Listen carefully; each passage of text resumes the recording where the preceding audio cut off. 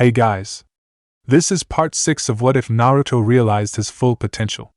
Hit like and subscribe if you like this one, and also please check the author in the description. Let's start.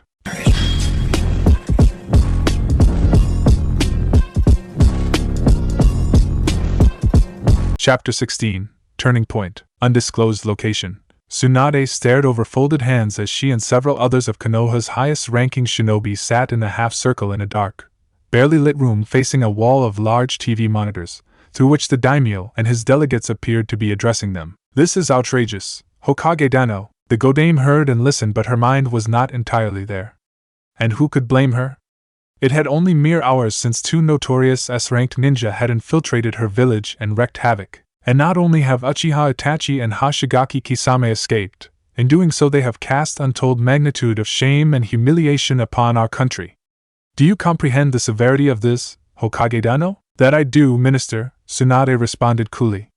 She understood the severity of her situation without the incessant belligerence of the daimyo's lackeys. Under her watch, Konoha had been infiltrated, and under her watch, 24 shinobi were now out of commission for the meanwhile, including Hatake Kakashi, one of her greatest shinobi, and the last of the Uchiha, as well as the village's Jinchuriki. And to make matters worse, Itachi and Kisame had escaped their pursuers. The political fallout had yet to form, but incidents like these did not go unnoticed, and soon enough it would be reported on an international level. Humiliation would be the least of their concerns. The loss of clientele is where they would hurt. Who is in charge of the AMBU? One pugnacious minister demanded to know. He had tiny eyes and a square jaw and appeared to have once been a fighter once, an army general perhaps. Tsunade merely turned to the woman on the far left of the half-circle. A spotlight promptly turned on her. At her nod, Yugao answered, ANBU Operative 309, codename Cat at your service. The purple-haired Kunoichi spoke in a calm tone that betrayed no apprehension. One of the more plump members of cabinet sneered. A woman? He spat as though it wasn't obvious. What is this nonsense? I advise you to not forget your place, Sadaijin Dano, Tsunade warned mildly, her eyes still in an unreadable stare and her chin hidden behind folded hands. And I advise you to do the same, Hokage Dano. The minister of the left spat with a derisive snort. As the second highest-ranking member of the government, including the daimyo, he was a powerful man, comfortable enough with his position to challenge the Hokage. The Sadaijin turned to Yugao and grumbled under his breath. On with it then, woman. Tell us how you lost track of Uchiha Itachi and his compatriot. To her credit, the ANBU commander did not show any visible signs of irritation and answered promptly. Upon being briefed on the situation, I dispatched 1/3 of available ANBU operatives to apprehend Uchiha Itachi. Unfortunately, we were unable to keep track of them for long due to Uchiha Itachi's familiarity with the land and our ways of conduct. We lost them TWK hours into our search. The Marine Division is not under my command, but their preliminary report indicates Hashigaki had an unbeatable speed advantage in the water. Thank you for the good work, the minister of the left said in a mocking tone. This is unacceptable. Our allies and enemies will think us weaker because of this. Several other members of the daimyo's cabinet quickly fell in line with the Sadaijin. The lord of the Land of Fire continued to hide behind his fan as he simply observed the discussions. If I may interject, Narushikaku spoke with a nod to his Hokage. This attack is unprecedented and was, in my opinion as the head of Konoha's strategic department, entirely unforeseeable. Since he left the village, Itachi has not once given us reason to believe he held such ill will for Konoha. Are you not shinobi Naradano? Questioned the minister of the right. Are you not trained to expect the unexpected? Yes, we are, Yudaijin Dano, Shikaka answered with a mild frown. However, there are some things no amount of preparation or planning will prepare you for. It could have been a lot worse. You shinobi have become complacent, the Yudaijin accused with a glint in his eyes. We already suffered through the Sound Suna invasion, we agreed to abide by the emergency stimulus clauses set by the Shodai, and we have continued to support your village. However, in doing so, you have taken us for fools. Perhaps some sanctions are in order? The last was not so much directed at the shinobi as it was the other members of government, many of whom began to nod and voice their support. With respect, Yudaijin Dano, that would be unwise, Shikaka interjected calmly as on one would expect of the clan head. We are just about fully recovered from the invasion. Missions requests are on the rise, and so is the economy now that we have men to spare to secure our nation's export and import alongside with the Navy and other military branches. It never fails to baffle me how you shinobi are incapable of comprehending the full ramifications of incidents such as these. Our daimyo's judgment has already been called into question upon appointing Senjidano to Hokage after she spent years dilly-dallying about in a drunken stupor. How do you suppose? Enough, Tsunade cut off the minister with assertive tone. Daimyo-sama, she said as she addressed the feudal lord directly. Uchiha Itachi and Hashigaki Kisame's actions will not go unpunished. That I assure you with confidence. As we speak, our border patrol guard, Beiju and Jinchuriki are collaborating to fan out and locate the two, and by now, the Marine Division has set out to sea in case they tried to leave by water. Our efforts will not relent until we find them, and they are made to pay for what they have done. That seemed to do it, or at least take the bickering government officials out of their momentum. I move we increase the bounty for Uchiha Itachi and add a new one for Hashigaki Kisame, the minister of the left called boisterously. Last I checked, Uchiha Itachi's bounty was at 12 million ryo. Why not double it? Here, I concur, triple it. Let this wretched traitor live the rest of his days being hunted like an animal. And what of Hashigaki? At the very least he warrants a 15 million ryo bounty. Though I suspect Water Country easily offers double that last I checked. Tsunade kept her eyes on the daimyo, as did the others once the room quieted down when the feudal lord lowered his gold and crimson fan adorned with gold dragons and fiery waves. The price for Uchiha Itachi's head will be 40 million ryo, and that of his companion shall be 35. At this, even some of the more enthusiastic cabinet delegates were shocked. Your lordship, if Uchiha and Hashigaki are simultaneously eliminated, that will cost the treasury a final sum of 75 million ryo. Is that not a tad excessive? The Lord of Fire was rarely anything but airhead, impatient and impulsive, but there were times where he conducted himself with such regal dignity, no one could deny him. Excessive? I think not. Our enemies abroad think us weak.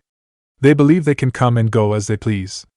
I am sick of being taken lightly. One of my greatest military strongholds has been attacked twice in less than a year. What is to stop them from storming the capital next? No, Minister, I do not believe 75 million is excessive at all. At once, the feudal lords' members of cabinet fell in line and voiced their approval and support. Good, the daimyo drawled as he averted his calculative gaze to Tsunade once more. See to it the bango books or whatever you call them are updated and make sure of it news of their increased bounties are out there. Tsunade looked to Yugao and nodded once. As ANBU commander, it fell upon her to collaborate with department heads to make new additions to the Hidden Leaf's bingo book. As you wish, Daimyo-sama. Now then, can anyone here explain to me why Uchiha Itachi returned to Konoha? As I recall, the price on his head was as relatively low as it was because he appeared to be no threat. Clearly this assessment was wrong. Complacency, my lord, I say to you. Indeed, tumultuous debate threatened to erupt. Tsunade was more worried with the unusual silence coming from Danzo, Koharu and Hamura. They were usually eager to speak in front of the daimyo. They're awfully quiet. It was at that moment when the shinobi present turned to the source of new chakra signatures. If I may interject, Daimyo-sama, Sarutobi Hiruzen said as he stepped into view in the light. There are only a few people who can answer that question. Hiruzen Dano. The daimyo lit up with childlike enthusiasm at the sight of his former Hokage. How are you, old friend? I thought you bettered in. Yugao stood up wordlessly seat and stood next to Rooster as the sandame took her seat. I am doing much better now, thank you for asking. You say you have the answer I seek? Yes, I'm afraid so, Hiruzen acknowledged with a grim expression on his wrinkled face. However, I believe this information should only be heard by you and the ministers of right and left. Well then, please do, old friend. Tsunade's eyes widened for a moment only to narrow immediately after as Hiruzen shot her an apologetic look. Whatever he had to say, it couldn't be good. Oh, Konoha Hospital. Sakura loomed over Sasuke with soft eyes as she sat down a vase with fresh flowers. Her mind was still trying to figure out what had happened the day before. Sasuke's brother had returned. And though she heard conflicting stories, the Kinslayer had come for Naruto of all people, for a reason she had yet to uncover. Much to her confusion, a lot of the older shinobi seemed to know something but hushed up once they noticed her. At some point, Sasuke had showed up, presumably to apologize to Naruto at first but later to fight his older brother. It was only now that she realized that the certain someone Sasuke had vowed to kill was none other than his own brother, Itachi. What is going on? She wondered out loud. She felt ashamed she knew so little about her crush.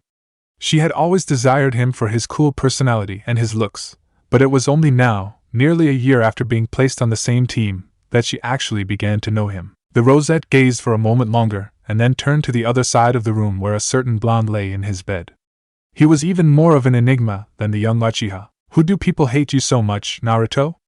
It couldn't merely be because of his delinquent history.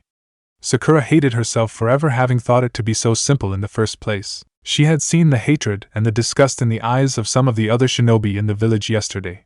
There was far more to it than mere pranks. And whatever it was, Sakura doubted it was the blonde's fault. Loud and obnoxious he may have been at times, but she knew Naruto well enough to know he wasn't violent or cruel. If anything, he was nicer than most people. In fact, thinking back to the early days of her childhood up until Naruto's promotion, he had always looked out for her.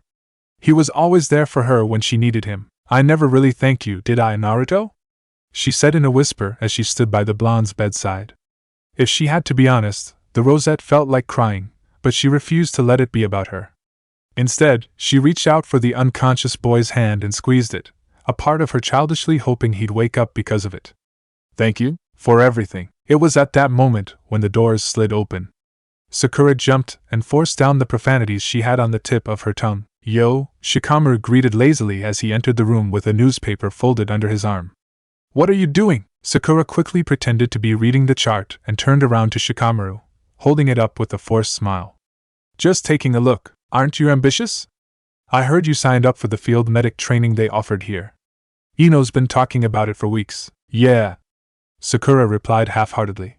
She could tell from Shikamaru's look he knew what she was doing. I don't know if this is for me though. It's really challenging and there's so much to learn. It was true.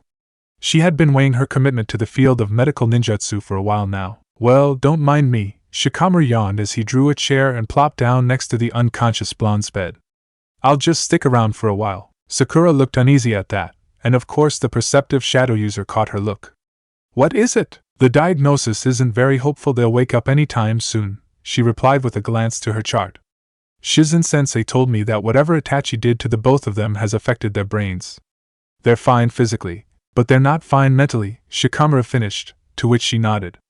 I don't know about Sasuke, but Naruto's going to be fine in a day or two. He doesn't have much brains to begin with. Sakura smiled weakly and adjusted the sunflowers on the stand next to the blonde's bed. She had picked them herself, believing they most resembled the sun-kissed teenager. I guess so. She wandered back over to Sasuke's side and sat down with a knife and apple. The two sat in silence for a good while, pretending to be preoccupied with what they were doing. Sakura nibbled on pieces of fruit, while Shikamaru did the crosswords. Shikamaru. He didn't look up from his crossword puzzle but acknowledged her nonetheless. What is it? Do you know why the adults hate Naruto? At this, the shadow user did look up. No, he answered much to her disappointment. But I have some theories. Oh, elsewhere, a double agent? The daimyo repeated with an incredulous tone. Uchiha Itachi? Hiruzen gave a simple nod, still maintaining his grave expression. Yes, daimyo-sama. Uchiha Itachi remains loyal to the Hidden Leaf even now. I find that hard to believe. The minister of the left challenged abrasively. He attacked Konoha only a few hours ago, and killed none while doing so, Hiruzen added with simplicity. I believe you all remember the mounting threat of Enko by the Uchiha clan 7 years ago. Yes, I do recall such a thing, the feudal lord nodded several times. Nothing ever came of it if I remember correctly. Hiruzen smiled mirthlessly. Thanks to Itachi's efforts, the rebellion was squashed before it could even happen. Itachi massacred his clansmen under the direct orders of myself, Hamura, Koharu and Danzo. Is this true? The minister of the right asked the other three mentioned. They merely nodded in response, none of them opting to speak. I see. Then why is this the first time I'm hearing about it? Tsunade demanded with a glare at her sensei and the others of his generation. I am the Godame Hokage. Why was I not informed one of our most dangerous rogue shinobi was in fact still loyal to his village? I apologize, Godame, Hiruzen said with formality. Itachi had only 2 requests when he accepted the mission. The first was that Uchiha Sasuke was to be spared and the second that no one would ever come to know of it. Given the enormity of his sacrifice, we felt compelled to respect his wishes. Why? Tsunade snarled at the Sandaime. Why would he keep this a secret? Why would he go rogue at all? In order to infiltrate the hidden organization known as Akatsuki, Koharu answered her. We believe it is being led by none other than. That is enough. Koharu, Danzo fell in, speaking for the first time during the meeting. That information is on a need-to-know basis only. I am the Hokage. Tsunade shouted at the bandage-covered man. I suggest the three of you don't aggravate me any more than you have already done, and tell me what I want to know. Hamura looked to Koharu, who simply shook her head. He then sighed, as he then ignored her and answered. We believe Akatsuki are related to the Kyuubi attack 14 years ago. At the time of the Uchiha massacre, Itachi was approached by a leading figure of the organization. It was the perfect opportunity. Who else aside from the three of you know? Tsunade demanded with a dangerously quiet voice. Aside from Jiraiya, no one, Hiruzen answered truthfully. Oh, Konoha Hospital, the Kyuubi? Sakura's eyes were wide and in disbelief. That's impossible. She was quick to say once she found her voice. The Kyuubi was killed 14 years ago. Hei's eyes bulged as she turned her head to the unconscious Junin. Her intelligence had caught up with her mid-sentence. The Kyuubi attack occurred on October 10, 14 years ago. They had only recently celebrated Naruto's birthday, also on the 10th of October if she recalled correctly. This is crazy. Shikamaru rubbed the back of his neck and let out a sigh. It makes sense, Sakura. The adults don't just dislike Naruto, they hate him. And why would they? He's an orphan who used to pull pranks for attention. If anything, they should be feeling pity for him, but they don't. Back at the academy, the teachers used to ignore him, Sakura recalled as she remembered her earlier years. He wasn't always pulling pranks. He started pulling pranks not long after we started our first year. He just wanted attention, to be acknowledged on some level. I don't think he minded it was the negative kind. Sakura ran a hand through her hair as the obvious signs she had once ignored became more apparent. This is crazy. I've been doing some reading in my father's study, Shikamaru shared with a serious expression. It was troublesome, but I found a scroll on these things called Beiju. Beiju? The scroll wasn't very specific on where they come from, but they are entities of incredible power. There are 9 of them known to man, the shadow user started to explain. And you're saying the Kyuubi was a Beiju? Sakura inferred. The strongest one, he affirmed with a nod. And if my theory is right, it still is. How? How is it possible Naruto is connected to the Kyuubi in the first place? Understandably, she was having trouble connecting a gargantuan fox to her former teammate. Shikamaru's expression turned grim. The scroll mentioned Beiju being sealed into people, human sacrifices known as Jinchuriki. He looked at the unconscious blonde with a look of guilt. Sacrifices like Naruto. Sakura shook her head a few times. This was too much to take in so soon, it seemed too far removed from reality to be true. It didn't make sense to think Naruto would have such a dark side to him. Why would they dash? To harness the power of the Beiju, he answered her question before she finished posing it. Jinchuriki are human weapons. Normally speaking what is it, Shikamaru? They're like Sabaku no Gara, the shadow user finished. Sakura flinched at the mentioning of the bloodthirsty Tsunade. The fear she associated with that name was still relatively fresh. Gara? What else do you think that massive sand creature was? Gamabunta even called it the Ichibi. It made perfect sense, even if she didn't want to believe it. The one-tails. Sakura translated as she sat down opposite Shikamaru in the chair next to Sasuke's bed. So the reason why Naruto was treated so badly was because he's a Jinchuriki, Shikamaru filled in with nod. I can't think of any other reason why the adults treat him the way they do, but he is nothing like Gara. The medic Nin in training sounded rather defensive of her teammate. Shikamaru might have smiled if it had been discussing a different topic. Jinchuriki are usually like that, like Gara, because of the way people treat them. They're lonely and persecuted by the people around them out of fear and hatred for the beast inside of them. Eventually it turns them into misanthropes or psychotic killers. He looked to the unconscious blood and smiled wryly. I guess Naruto never let it get to him. The room fell silent for a good while, save for the rhythmic beeping of the machines and occasional scurrying and conversations in the hallways outside. Shikamaru could see the guilt settle in Sakura as the Rosette leaned on her knees and stared at the floor, mulling over the new information. He wouldn't be surprised if she cried. She certainly looked like she wanted to. How long have you known? She asked after a while. Shikamaru eyed her carefully before he answered the question. I figured it out a while ago. Why didn't you say anything? This time she looked at him accusingly. The shadow user rubbed the back of his neck again as he thought about it. I figured Naruto would tell us when he was good and ready. I didn't think it would be right to take that choice from him. He was living with this secret all this time. Her voice sounded a little hoarse. He couldn't tell anyone, could he? I don't think so, Shikamaru shook his head. But he shouldn't have had to, he bit out, clearly agitated with his past ignorance. We're his friends. We've known him since we were kids, we grew up together, and had no idea. Shikamaru. It was rather unusual for the Nara to get angry about anything. We've known Naruto for so long but never stopped to think why the adults tried to separate us from him, why they were always so harsh to him. Shikamaru. You said you were going to let Naruto tell us himself. Why are you telling me all of this now? I'm glad you did, but, she trailed off with a look of apprehension. Shikamaru laced his fingers together and leaned forward with a serious look of his own. I think Naruto is in danger, he told the rosette bluntly. In danger? From who? I've heard Uchiha Itachi and Hashigaki Kisame were wearing black cloaks with red clouds on them during the attack. Sakura looked like she didn't follow. I don't understand. I didn't expect you to. It's not public knowledge, but red clouds are the sign of an organization known as Akatsuki. They're an international criminal organization involved in all kinds of things.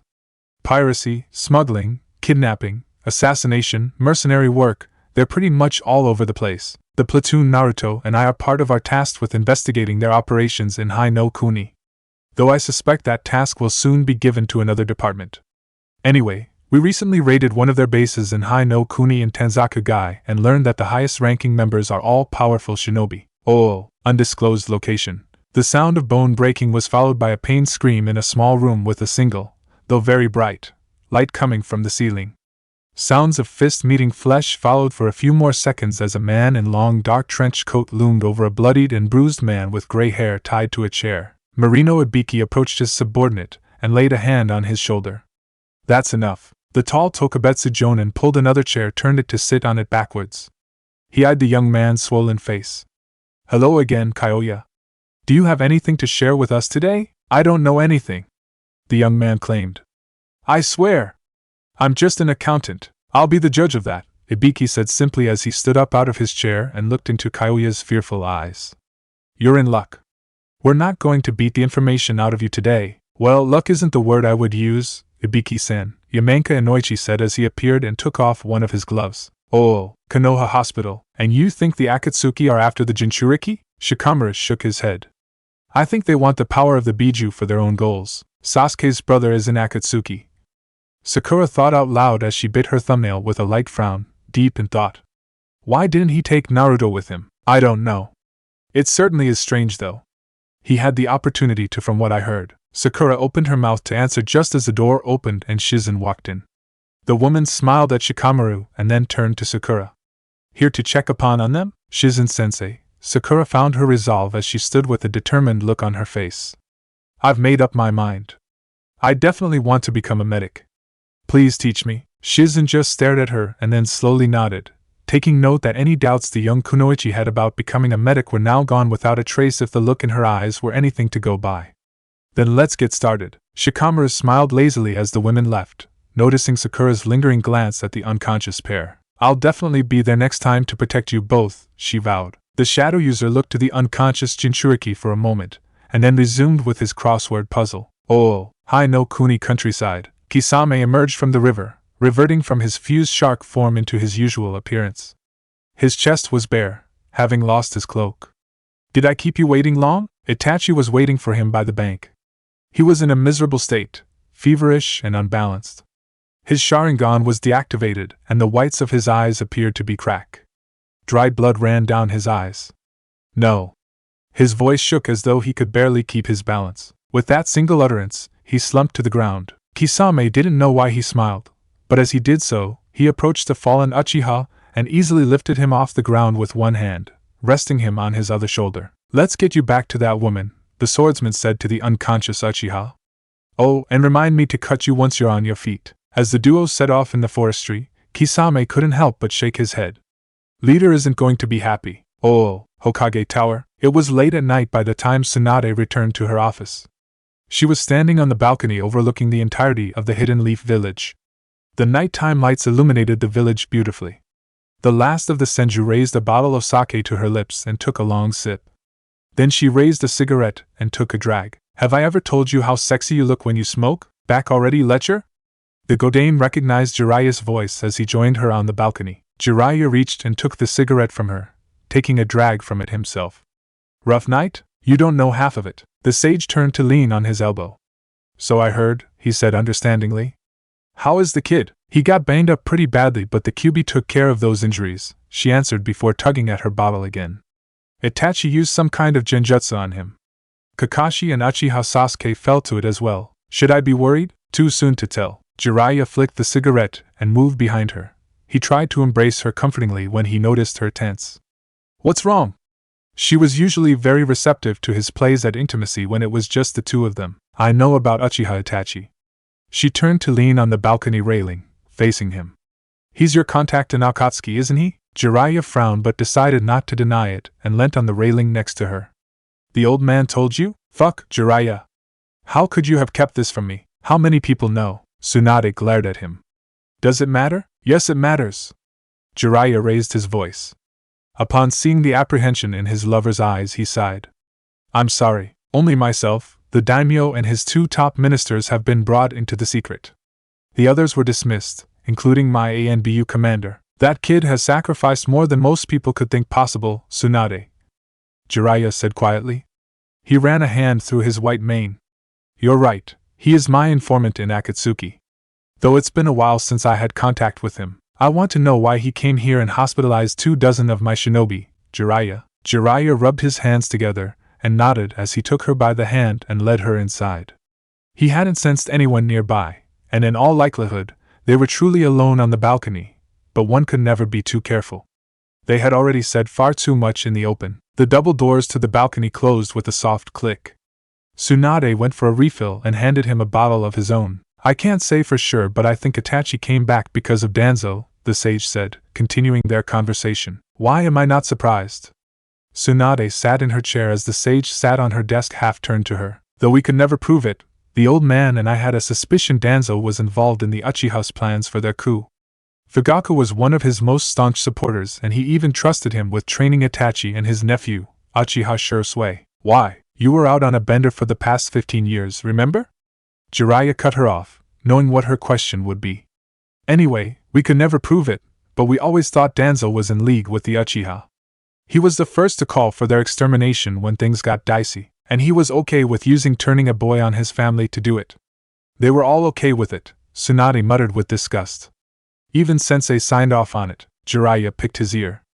Well, to be fair to Sensei, he didn't have much of a choice thanks to the bylaws your granduncle wrote. He was bound to take action of that nature, Chi. You can't possibly think that makes it okay, Tsunade snapped. How did Itachi even manage to do it? Genius or not, the Uchihas were no pushovers. Jiraiya's eyes took a peculiar glint to them. Something tells me Sensei already told you. Uchiha Madara, Tsunade whispered the name. He's supposed to be dead. My grandfather killed him. Apparently not, Jiraiya said rather bluntly. I guess that explains where your terrible luck comes from. Tsunade glared at the lecture. I guess that's a no to doing it in the office? Jiraiya, he conceded with a sigh. All right. I'll tell you what I know. Oh, Root headquarters. Danzo stood leaning on his cane on the underground bridge within the HQ chambers of his personal ANBU branch. Root's headquarters was largely underground, and thus it was incredibly cold. But the cold was a good thing. It helped to sharpen the mind. A masked figure appeared and knelt facing Danzo's back. Hyo, he said simply. We found her, Hyo reported dutifully. She is waiting outside. With his back still turned, Danzo nodded. Bring her in. Moments later, the tall double doors to chambers spread and 2 more operatives walked, escorting a third, smaller person between them. Like Hyo, they were dressed in black trousers, black cloaks, black gloves, and white ANBU masks. Leave us, Danzo said as he turned around. Hyo looked at him and disappeared once he realized he, too, was dismissed from the meeting. Take off your mask. Rei. The girl reached for her ferret mask, took it off. How are your injuries? Rei maintained a blank expression as she knelt before the man. Inconsequential. Good. He nodded as he turned his back on her and began to talk over the bridge. He stopped halfway through and looked to water flowing beneath. How goes your mission? Uneventful, Danzo-sama, Rei answered quietly. The old hawk nodded once more, though to no one in particular it seemed. How fares your sister? He then asked suddenly. She is nearing her 3rd trimester, Rei replied quickly. I check on her every day. The pregnancy goes well. Danzo nodded again, more slowly this time. He seemed to be deep in thought. Do you know why I asked you here? I believe so. What did he say to you? She knew whom he was referring to and did not pretend otherwise. Uchiha Itachi said very little in regards to you or Root. He didn't say much at all. What did he say? Rei paused for a second as she thought back to her meeting. Danzo is not a kind man. He said you were unkind? Danzo looked curious. Is that all? One day he will have use again for your sister or her child, and he will come for them. See to it you repay your sister's kindness. Yes, Rei answered. That is all he said? Danzo nodded one last time and then crossed the bridge to his private domain, ending the conversation then, and waited for him to leave her sight and then stood up to leave as she affixed her mask. She was near the exit when her senses kicked in just in time. A beast of ink jumped at her from the shadows. Rei reached to her shoulder and unsheathed her tipless tanto, a standard-issue weapon within Root, and made quick work of the conjured animal, tearing it asunder with a single, swift arc of her blade. What is the meaning of this nonsense? She demanded as she turned to the shadows from which stepped out a pale boy with a crop of jet-black hair. Just a friendly greeting, the boy said smiling. Rei sheathed her tanto and stared at him blankly. I don't have time for this, she then decided after a moment, and walked past him. Oh, Sarutobi clan compound. Hiruzen sat in his bed, chewing on his pipe with a frown on his wrinkled face. It was late at night and dead quiet in the compound, save for the critter noises and soothing sound of water. The head of the Sarutobi clan drew from his pipe and let out a torrent of smoke. He was deep in thought, enough so he took no pleasure from his tobacco indulgence. Flashback. Itachi knelt and bowed his head. Hokage-sama, you took quite a risk in coming here, Hiruzen said to him, albeit with an understanding tone. I take it this was your way of warning Naruto-kun. Sometimes one must be cruel only to be kind. 2. Indeed. Though you may have been a tad excessive, Hiruzen drawled with a hint of bemusement. How is your health, Itachi-kun? I have not heard from her in quite some time, but I take it you are still undergoing treatment. The god of shinobi assumed, to which the younger shinobi nodded once again. Good. Now, what of Danzo? You went to see him, didn't you? Itachi paused for a slight moment. I have made it clear to Danzo what will happen if he goes after Sasuke once. I pass? Hiruzen finished for the young man. He actually smiled a little as he chewed on his pipe.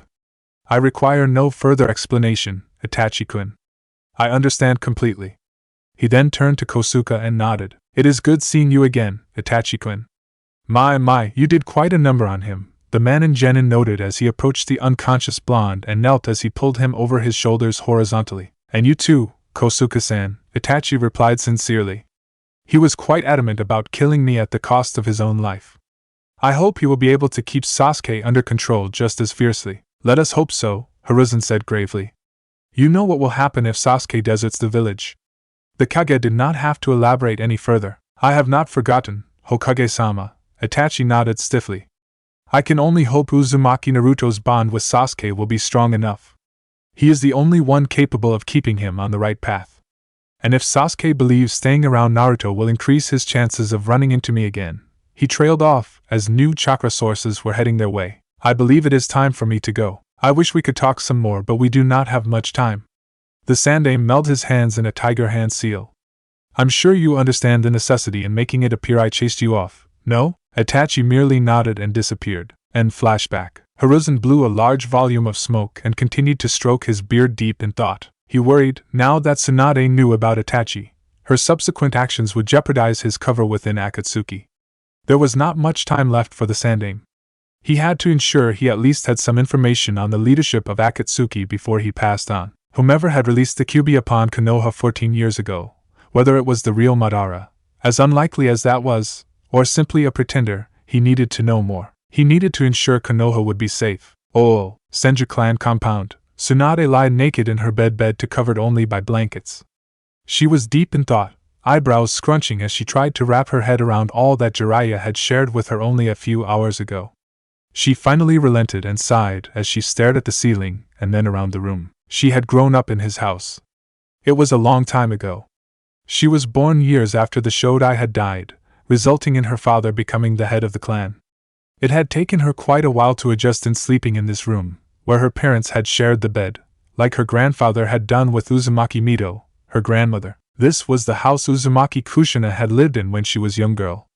Perhaps it was the house Naruto should have grown up in as well. In a way, Tsunade knew she had betrayed Kushina by not being there for her son. She was never as close to Kushina as Jiraiya was to Minato, but they were still family. In fact, Naruto was the only living family member she had left that she knew of. The door opened and Jiraiya walked into the room with his chest bare and a sheet tied around his hips.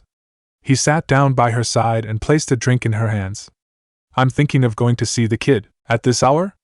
Tsunade asked as she sat up in bed, adjusting the covers slightly. "Tomorrow. He's not going to wake up any time soon, Jiraiya." "I know, but I still want to check up on him." Tsunade downed her drink and one took his out of his hands. "There may be a way to wake him up, but the trauma is still fresh. And it's rather risky. I'll have to try it out on Kakashi first if it comes to that." "Why Kakashi?" Jiraiya asked as he crawled on the bed and lied down next to her. He began planting light kisses on her arm and shoulder, leading him to her neck as he slid under the covers. "He's a fully developed adult. His brain can deal with trauma much easier. The treatment shouldn't be as much of a risk." Jiraiya nodded in a show of understanding. "So how long will it take before you try this treatment?" "I'd rather not try it till it's been over 2 weeks. She raised an eyebrow once she felt his hands move across her body. "Aren't you energetic tonight? I missed you." Jiraiya smiled as she put down her drink and turned to kiss him. Tsunade rolled her eyes and laid on her back and hugged his shoulder as they continued their lovemaking session. "I missed you too." Oh, a few days later, undisclosed location. BYZZT, Itachi. Kisame. "You are late." Sharingan and Shark Eyes looked around the dark cave and turned to focus on the rippled patterned eyes of Pain. They were alone, save for Pain's partner and Zetsu. None of the other members of Akatsuki were present. "My apologies, forgive us." Pain did not beat around the bush and cut to the chase.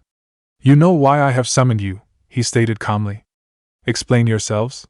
Why did you disregard my orders?" "That is something I cannot tell you," Itachi answered calmly, holding up a hand to silence his partner. "It was not a request," Pain clarified assertively. "The consequences of your actions will depend on your answer." Itachi held the man's gaze calmly and refused to budge. "The consequences will be what they will. The question will go unanswered." "Do you realize what you are saying, Itachi?" asked the feminine voice of the sole female member of Akatsuki. "Kisame, I advise you talk some sense into him." Rows of shark teeth parted in a grin. "Pass," the swordsman said simply as he shuffled the weight of his blade. "Our actions were not in the name of Akatsuki. There is no reason why we should tell you. You wore our robes. Anything you do while wearing them tells your victims otherwise. Konoha will surely increase efforts to hunt us down now," countered the woman. "Enough, Conan." Pain's eyes settled on those of Itachi. "Will you continue to defy me even if you locate you myself and force the answer out of you?" "Traitors and deserters we may be, but we are still shinobi," Kisame replied in Itachi's stead. "We have no doubt your threats are not empty, but neither of us fear death." "If we may interject," White Zetsu spoke up diplomatically, calling for their attention. "The attack has embarrassed Konoha greatly. This can only work to our advantage," Black Zetsu stated. White Zetsu nodded several times. "Our clientele list will only increase. We should verify with Kakuzu." Pain looked at them and then back to the Uchiha and Sharkman. It was clear he was weighing his options. On one hand, his members had defied his orders, and the punishment for that would be severe. However, on the other hand, their actions may have worked to Akatsuki's advantage. He was inclined not to sever all ties with them given how valuable they were within the organization. After a long while, Pain spoke once more.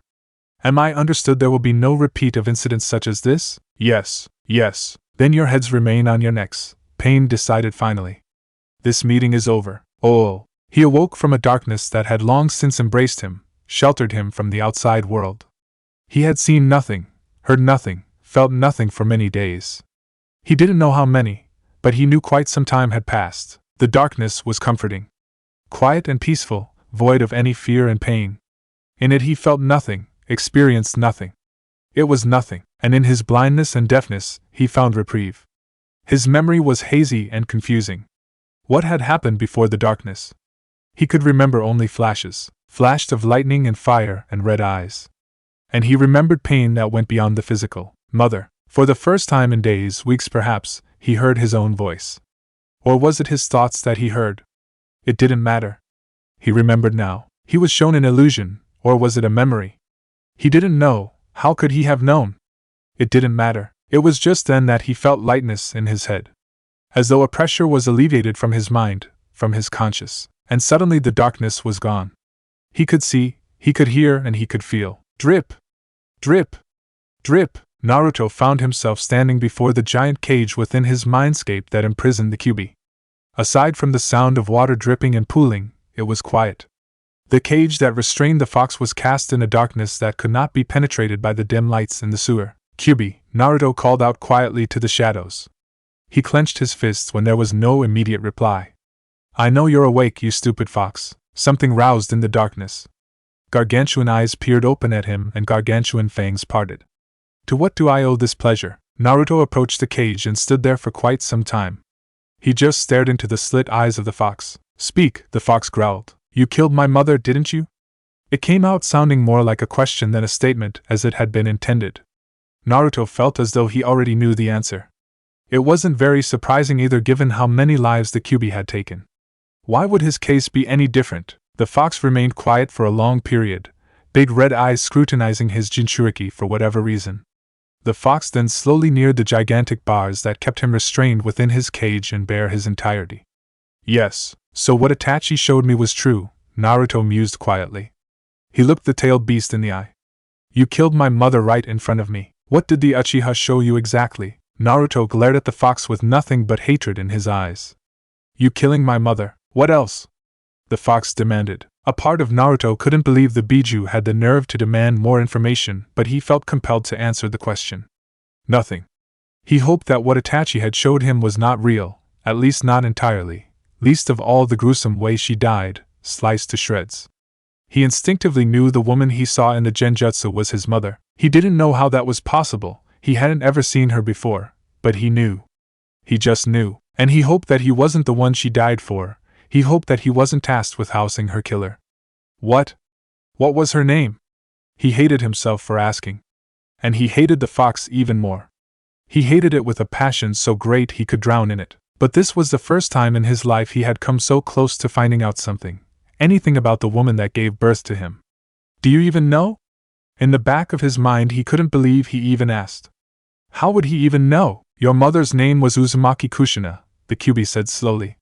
"And it is true. I killed her." Naruto was hit with surprise first, finding it hard to believe the fox actually knew, but then he clenched his fist so tight his knuckles turned white, and his nails dug into the palms of his hands. Again he was silent for a moment. "That's all I needed to know. Is that so, Naruto?" The Kyuubi's fangs parted in what appeared to be a sneer. The fox had never referred to him by his name before. "Your fool mother tried to protect you when the damnable Yondaime tried to seal me." "Then that decides it," Naruto whispered in a shaky voice, looking into his reflection in the water by his feet as he let the revelation settle in. "Decides what?" When Naruto looked up to the fox, his eyes were red and slit like the Kyuubi. "You and I are done." Despite the raging hurricane of emotions inside of him, he managed to keep a relatively calm and even tone. "From here on out, you are on your own, Kyuubi," the fox snarled at him. "Do you think me so weak I need your companionship, boy? Make no mistake. You are nothing but a miserable sack of flesh and bones. You are weak and pathetic. I have no use for you, who are ruled by your petty desires for love and friendship." "Maybe I'm weak," Naruto gave an empty, short-lived chuckle. "But I'm not the one stuck in a cage. You insolent little dash. You know, I always thought you were an asshole, Kyuubi. But I also thought there was more to you than just hatred." Naruto interrupted his tirade as he raised his voice. "But now I know for certain you are just a mindless animal. All you are capable of is killing. I guess I finally understand why there is a need for people like me to keep beasts like you away from the world. You humans are not so different than I. You hate and you kill, and you have allowed this cycle to continue for as long as you have existed. I'm going to go now," Naruto stated as he turned around and began to leave the sewer in his mindscape. "Start counting your days, fox. Because from here on out, they're numbered." The Kyuubi roared with laughter. "You think you can kill me, fool? Not even the cowardly Yondaime could accomplish such a feat. I am a being far beyond you lowly humans' understanding. You cannot kill me, Uzumaki Naruto.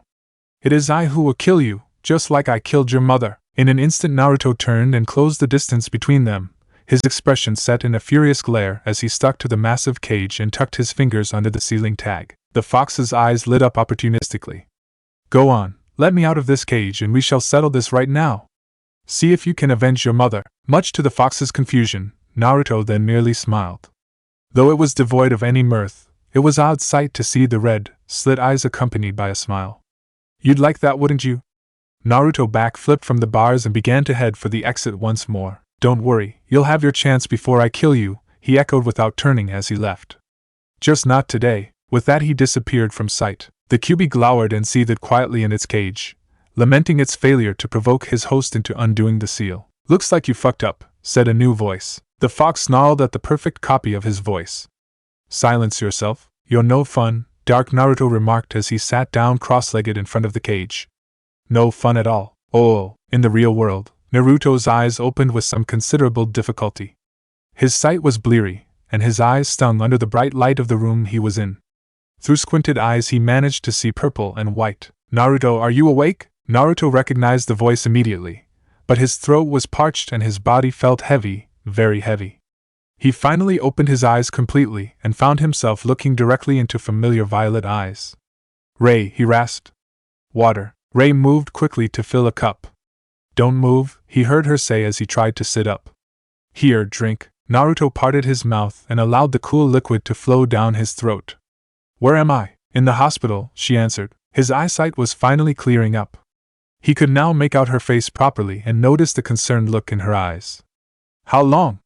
He asked. Over 2 weeks, she answered. An incredulous look stretched over his features. Naruto couldn't quite believe he had been out for so long. 2 weeks? 2 weeks. She nodded as she sat down next to him. Naruto took her hand and felt his voice crack. I'm so relieved you're safe, he said in a whisper. I couldn't stop thinking about you. What could have happened to you? I'm fine, Naruto, she whispered. She squeezed his hand comfortingly and played with his hair. He didn't hurt me. It was a lie and a pretty big one at that, but he didn't need to know what happened. Not yet. And the Uchiha is fine as well, Naruto exhaled in relief. That asshole made it, huh?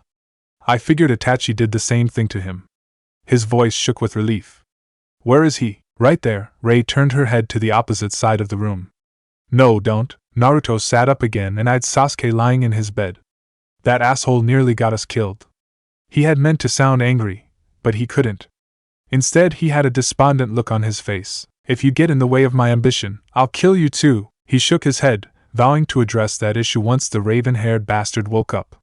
He then turned to Ray once he noticed an unusual expression on her face. Ray-chan? Before he knew it, she smashed her lips against his and wrapped her arms around his neck.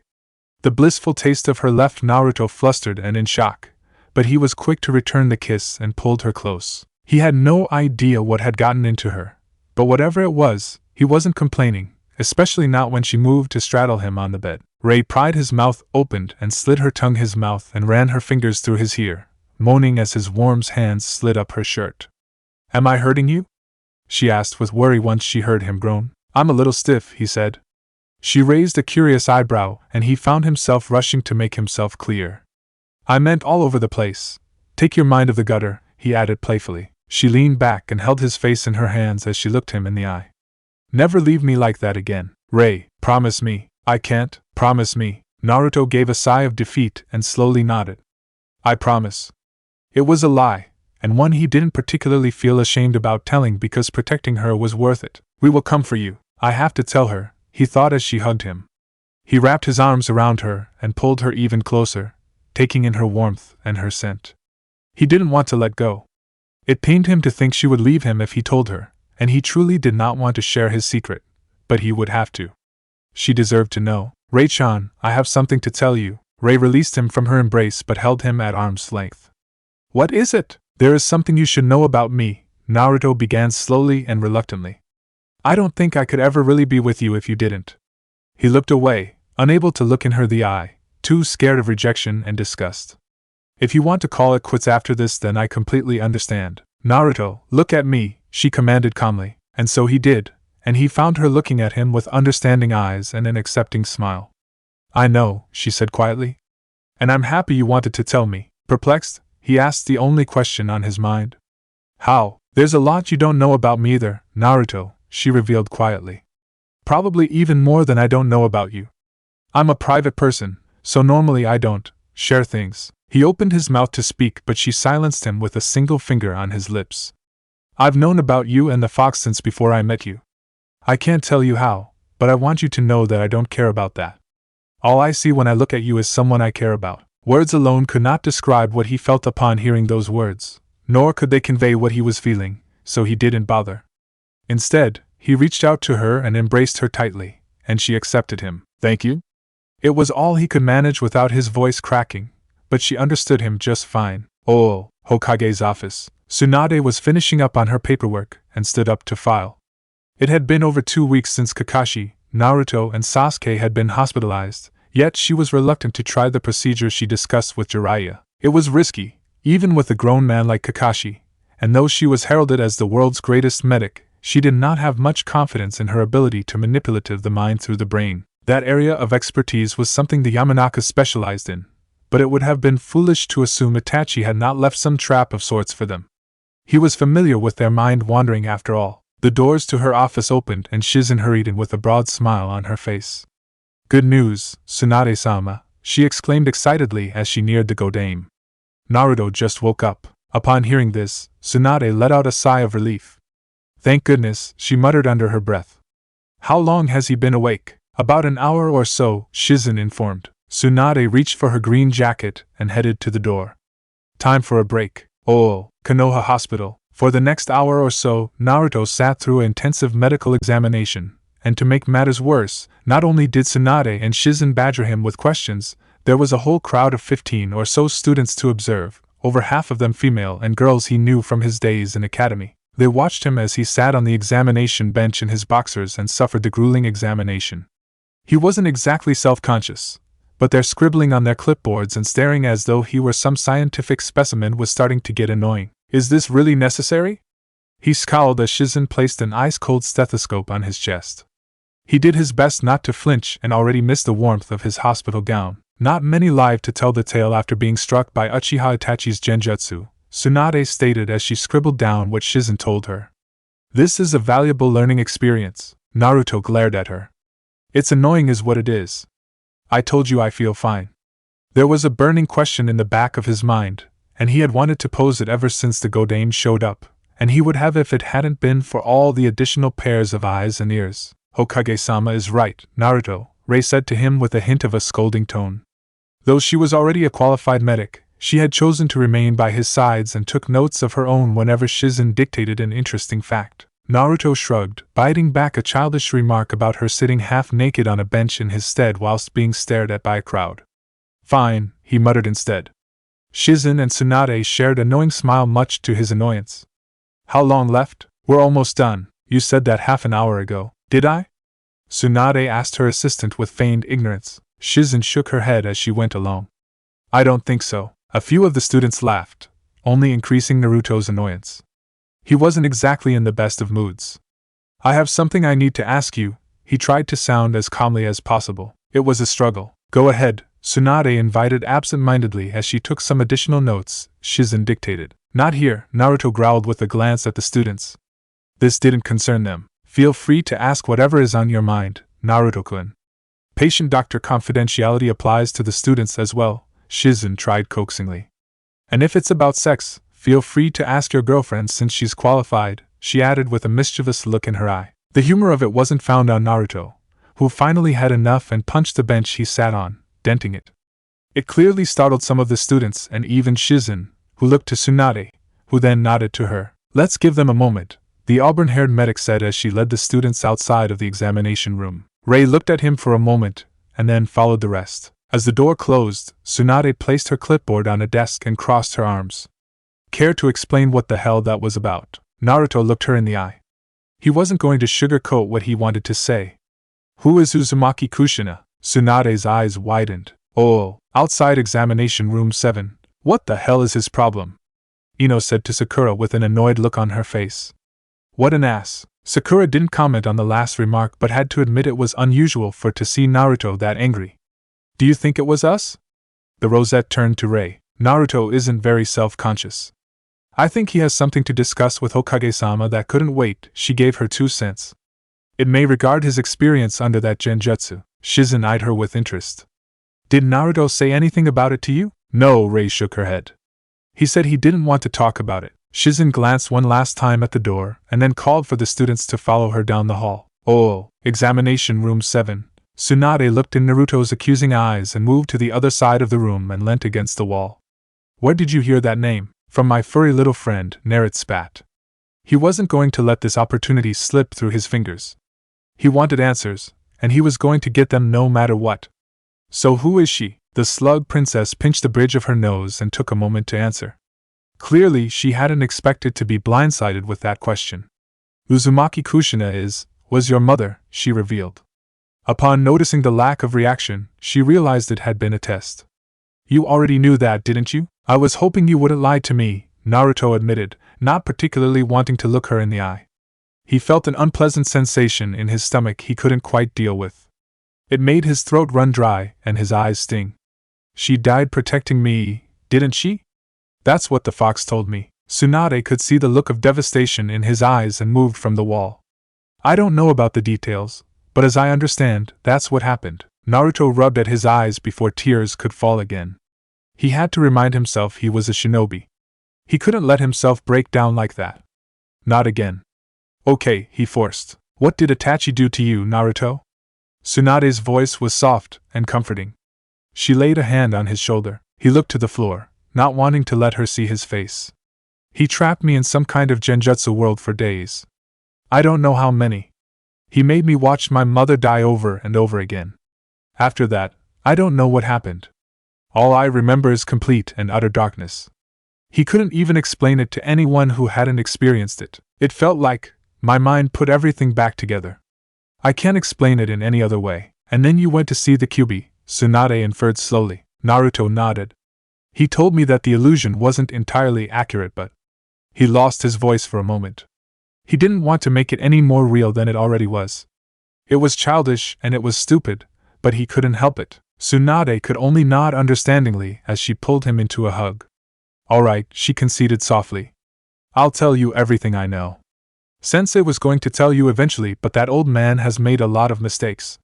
She tightened her hug, giving in to her maternal instincts. I'll tell you everything, she repeated quietly. In the back of her mind she remembered comforting the Waki like this when their mother had died. It felt like a lifetime ago. What about my father? Naruto asked in a muffled voice. She conceded to that as well. I'll tell you all about him too. Chapter 17, Origins. Naruto sat on the side of his bed, struggling to pull on his shirt. Though unhurt, his body was still rather stiff and ached when he moved. Fuck, he swore under his breath when he felt a jolt of pain. Do you mind? He asked the pretty kunoichi in the room. Who knew all that sleep could make even the minor movement tiresome? Rei eyed him with bemusement as she walked over and helped him pull the shirt over his head. Incredible, she remarked as her fingers trailed over his smooth skin. You don't have a single scar on you, she clarified when he got a little red in the face. That's pretty unusual for a shinobi. I'm an unusual guy. He reached for her wrist when she finished and stepped back. Though he felt a bit of discomfort when he pulled her on his lap, it was worth it as he kissed her. For whatever reason, Rei was rather receptive of his affections, enthusiastically so even. Maybe it was because of the fear of losing him she experienced due to Itachi, or maybe she was just more comfortable with being intimate now that they had been together for a while.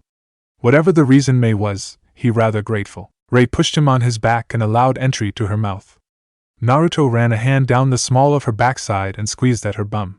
She didn't seem to mind at all and kissed him even more passionately. Naruto, she said breathlessly between kisses. We should get you checked out if you're meeting with Hokage-sama this afternoon. He sat up, hands around her hips as she stood by the bed. You haven't asked me why I'm going to meet with her. He looked at her with curiosity. Why? He had expected her to ask him as soon as he got back from speaking with Tsunade, but for some reason she hadn't. You'll tell me when you're ready, won't you? She asked, to which he nodded. Then I can wait until you're comfortable talking about it. Naruto smiled, not knowing what he had done to deserve her. And maybe he didn't. But he wouldn't give her up for anything. He was happiest when he was around her. She seemed to vanquish his dark thoughts and self-pity. And perhaps most importantly, she knew about the Kyuubi and didn't care. I'm in love with her, he knew. His grin threatened to split his face as he saw her pack his things for him. You should go home and take a shower before you. What is it? Rei asked mid-sentence when she caught his smile. Naruto rubbed the back of his head, smiling sheepishly like a complete idiot. I just realized that I'm actually happy just being around you. It might be soon, I wouldn't really know, but I think I'm in love with you. Shock flashed in her violet eyes. What was she supposed to say in a situation like that? She struggled for the right words. all the while not knowing what she wanted to say in the first place. Were there even right words for a situation like this? It seemed like anything that wasn't along the lines of reciprocation wasn't. It's okay, you don't have to say anything, Naruto was quick to assure her once he noticed her hesitance, though his smile lessened. Sorry. That was a bit random, wasn't it? Yes, it was, she agreed with a shaky voice. I'm not sure how I feel about you, Naruto. I know that I like being with you, but I don't know if it's love. It's too soon to tell. He held up his hand, nodding understandingly whilst he fought the urge to kick himself. Don't worry about it, Rei-chan. Thank you for being so understanding, she said quietly. I'll go file your discharge papers. He knew it was a transparent excuse to go collect her thoughts in privacy, thus he didn't object to her leaving him alone. Smooth, Naruto, real smooth, he chided himself as he lied on his back and stared at the ceiling. Being left alone to his thoughts didn't do wonders for him. It was like being left alone in the room while knowing the monster would rear its head from under his bed. I misspoke earlier. You are weak. His fists clenched tightly as Uchiha Itachi's voice rang fresh in his mind. At the level you are now, it would be far too easy to kill you. Even in his mind, the voice sounded as calculative, reserved and condescending as fuck. He hated the fact his memory was so clear. He barely remembered anything else of that day. Why couldn't he have forgotten all of it? Still, if there is one thing I can't deny, it's that the bastard was right. He hated to admit it, and he never would openly, but it was undeniably true. I've improved, but it's not enough. Itachi wasn't even trying and he beat Sasuke and I like we were nothing. He clenched and unclenched his fist several times as he looked at his hands. There was so much he still could improve on, so much he had to improve on if he wanted to survive. My taijutsu is lacking, he acknowledged as he took a tally in his mind. I can barely dispel basic genjutsu, let alone anything Itachi can throw at me, and my ninjutsu isn't focused enough to do any real damage when it counts. He opened his right hand and charged a Rasengan, losing himself in the perfectly shaped orb of rotating chakra. He shuddered to think what kind of damage Itachi could have done to him if he reversed the technique like he had done with Sasuke's Chidori. Being electrocuted sounded fun in comparison to having his limbs shaved off or being caught in the middle of a chakra explosion like Jiraiya had warned him about when he tried using an unstable version of the jutsu. You fucking coward, he berated himself harshly. You were too scared to use it. Releasing the jutsu, he clenched his fists once more. That was pathetic. We will come for you. Itachi wasn't lying. Those of the Akatsuki, would come for him, and they wouldn't hesitate to kill anyone to get to him. He had to get stronger, much stronger. Not just for his own sake but also for those close to him, the people he held dear, as they were now all potential targets simply by virtue of meaning something to him. He hated to think what could have happened to Rei if Itachi been someone like Orochimaru. It made him shudder and feel a sickening sensation in the pit of his stomach. I'll be ready, he vowed out loud. No matter what, I have to get stronger. This isn't just about becoming Hokage anymore. This is about my life and everyone else's. He reluctantly got off the comfortable bed and put on the rest of the attire. He had some spare clothing sealed, simple black shinobi-styled trousers and a long-sleeved, marine blue and black shirt. His other attire had been destroyed for the most part. Lumbering over to the unconscious Uchiha, he lightly punched him in the forehead. Don't take too long, asshole. He remembered the deranged, bloodthirsty look in his rival's eyes. We're going to have a talk when you get out of here. He wasn't going to let Orochimaru's cursed seal take his friend away from him, or his lust for vengeance for that matter. The door opened again and Rei looked at him expectantly. Ready to go? Yeah, he answered with one last look at his former teammate. As he joined her, she held out her hand. She purposefully tried not to make eye contact. He relented and took her hand, leaning in to kiss her on the cheek. Do you mind if I shower at your place instead? My place is on the other side of the village, and I can barely walk. Rei thought for a moment, and then nodded slowly. Sure. It's about time you meet my sister anyway. Oh crap, that reminds me. Naruto then remembered as he held up his hands to create a shadow clone. I have to let Ayame-chan know I'm okay. Oh, hospital room 23. Tsunade sat on a stool by Kakashi's bedside and took a deep breath.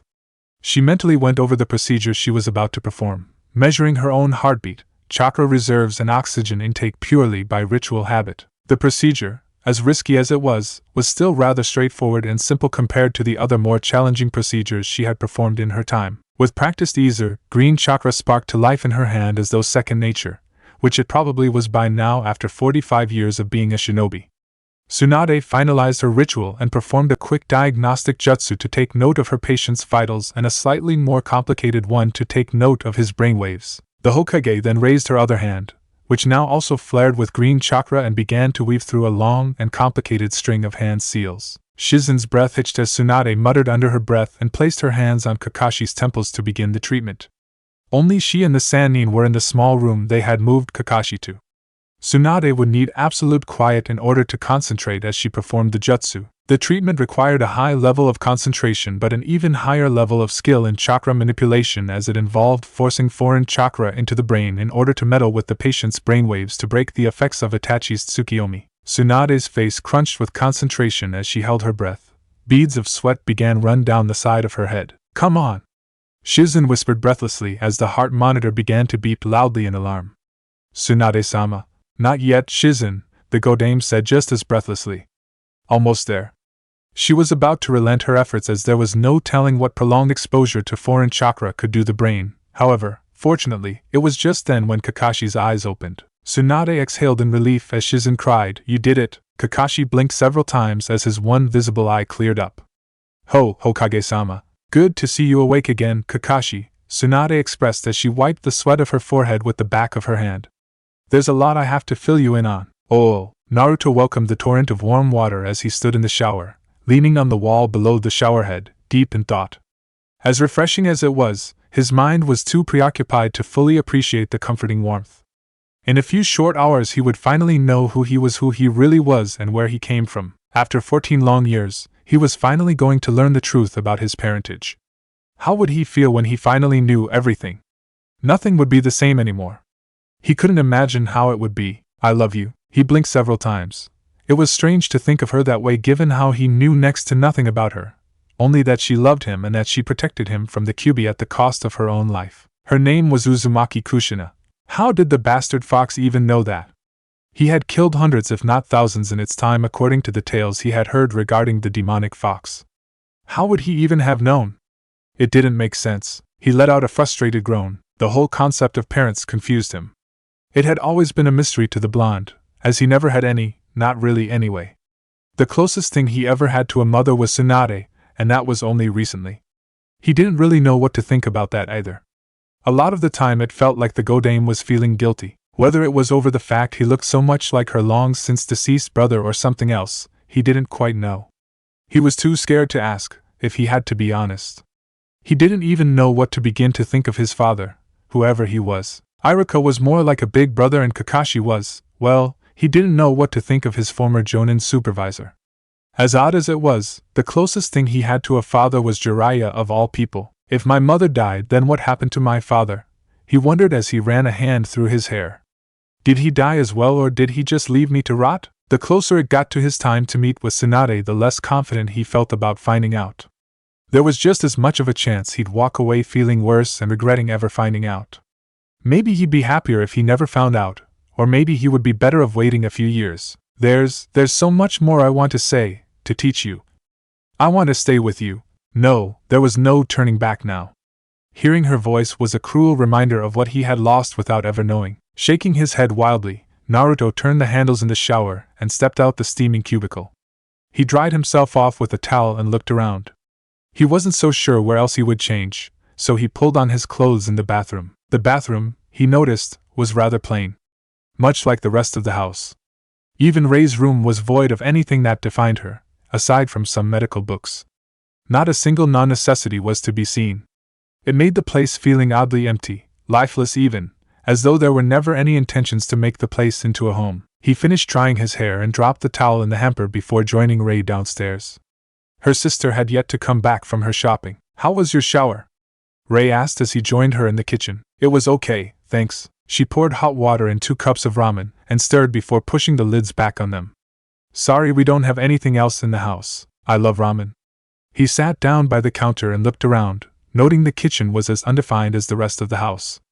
Absolutely nothing stood out. "You and your sister aren't the decorative types, huh? We moved here recently," Rei explained as she sat next to him by the counter. Had he picked up on it, he would have noticed it sounded a little rehearsed. "Are you nervous?" "Yeah," he admitted with a nod, catching on to what she was referring to. There wasn't much else he felt nervous about these days. It kind of feels like a dream. I guess I never really expected to find out about my parents. I guess I stopped hoping a long time ago. Ray stared at him with an unreadable expression, taking in the melancholy look in his eyes. My sister and I grew up in an orphanage, she said suddenly, and much to her own surprise, as though she wasn't sure why she suddenly felt like sharing that information. Turning to look at her with widened eyes, Naruto couldn't help but be somewhat shocked. You did, but not here though. Ray clenched a hidden fist. What am I doing? She never divulged anything personal about herself. Doing so went against everything she was taught. Tell me more about yourself, Naruto asked her as he took her free hand in his own. You don't have to tell me everything or anything really personal. Just tell me about yourself. It doesn't matter what. Ray looked hesitant for a moment, unable to look him in the eye. He sensed her discomfort, and gave her hand a squeeze as though to tell her he was okay with it if she didn't want to talk. My sister and I aren't related by blood. Really? Naruto eyes an eyebrow at that. He looked around, expecting to find a picture of her somewhere for some odd reason. He found none, unsurprisingly. Where did you meet in the orphanage? Ray nodded. She's an amazing person, my sister. She taught me a lot of things. I'm the person I am because of her. And she's a really good cook. For some reason, Ray found herself blushing when she noticed she was met with curious blue eyes taking in everything she had to say as though every word she uttered was fascinating. I grew up here in Konoha, Naruto said when she fell quiet. I lived in the orphanage till I was 8. Did they kick you out? She asked with a frown. Because of the fox? He shook his head, laughing slightly at her expression. It was rather cute, though it would be best to keep that to himself. No, I wanted to live on my own. He expected the look of confusion. Why? I probably didn't realize it at the time to this extent, but I just wanted to stand on my own 2 feet and live by my own terms without people telling me what to do and when to do it. I guess Surugaku's right as far as my authority issues go anyway. Pretty ironic I want to be Hokage, huh? He was relieved to see it alleviated her discomfort somewhat as she smiled slyly. Authority issues? That's putting it lightly. For the next 2 hours or so they talked, discussing various topics. About themselves, their childhoods, memorable experiences and missions they had been on. Naruto did most of the talking, but he slowly got Ray out of her shell more and more, and she had things to share, most of which wasn't as interesting as he had to tell her, like when he summoned Gamabunta for the first time, his mission in Wave or his training with Jiraiya, but he listened intently nonetheless. Ray was a good listener and was as interested in his life as he was in hers, and so they just talked. For a while it seemed to be taking a dark turn when Naruto confided in her and told her about his burden of being a Jinchuriki to much greater detail than he had shared with anyone, not even Hiruzen. But it felt good talking about it. It felt good to know he could talk about it with her, that he didn't have to hide that part of himself from her. And so he told everything, how the isolation had hurt more than anything, of his fear for losing control and how scared he was of the fact how close he may have been to turning out like Gaara. Don't you hate him? She had asked when he mentioned the Ichibi Jinchuriki, and a dark expression took him. I asked Nara-san about it. He wasn't very helpful. Though he did say that he hasn't seen you in the same light since. Truth be told, he wasn't entirely sure why, but he shook his head. Gaara is complicated. He was being vague and he knew she didn't understand, nor could she understand. Have you ever met someone that was so much like you but at the same time the complete opposite? No, she shook her head. I can't say I have. Well, it's like that with Gaara. He tried going with the analogy anyway. One misstep and I could have ended up like him, and if he hadn't made that same misstep he could have been like me. It's strange knowing that, having that information in your head. It makes it impossible for me to hate him. She cocked her head slightly with a question on the tip of her tongue she was anxious to ask. Do you pity him? No, he said reflexively. Maybe, he then considered, scratching his scalp with uncertainty.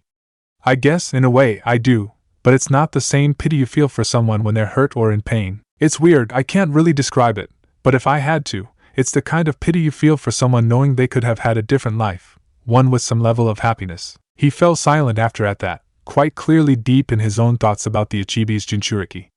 Ray reached for his hand in a show of understanding, or at least an attempt at understanding. I'm glad you turned out the way you are.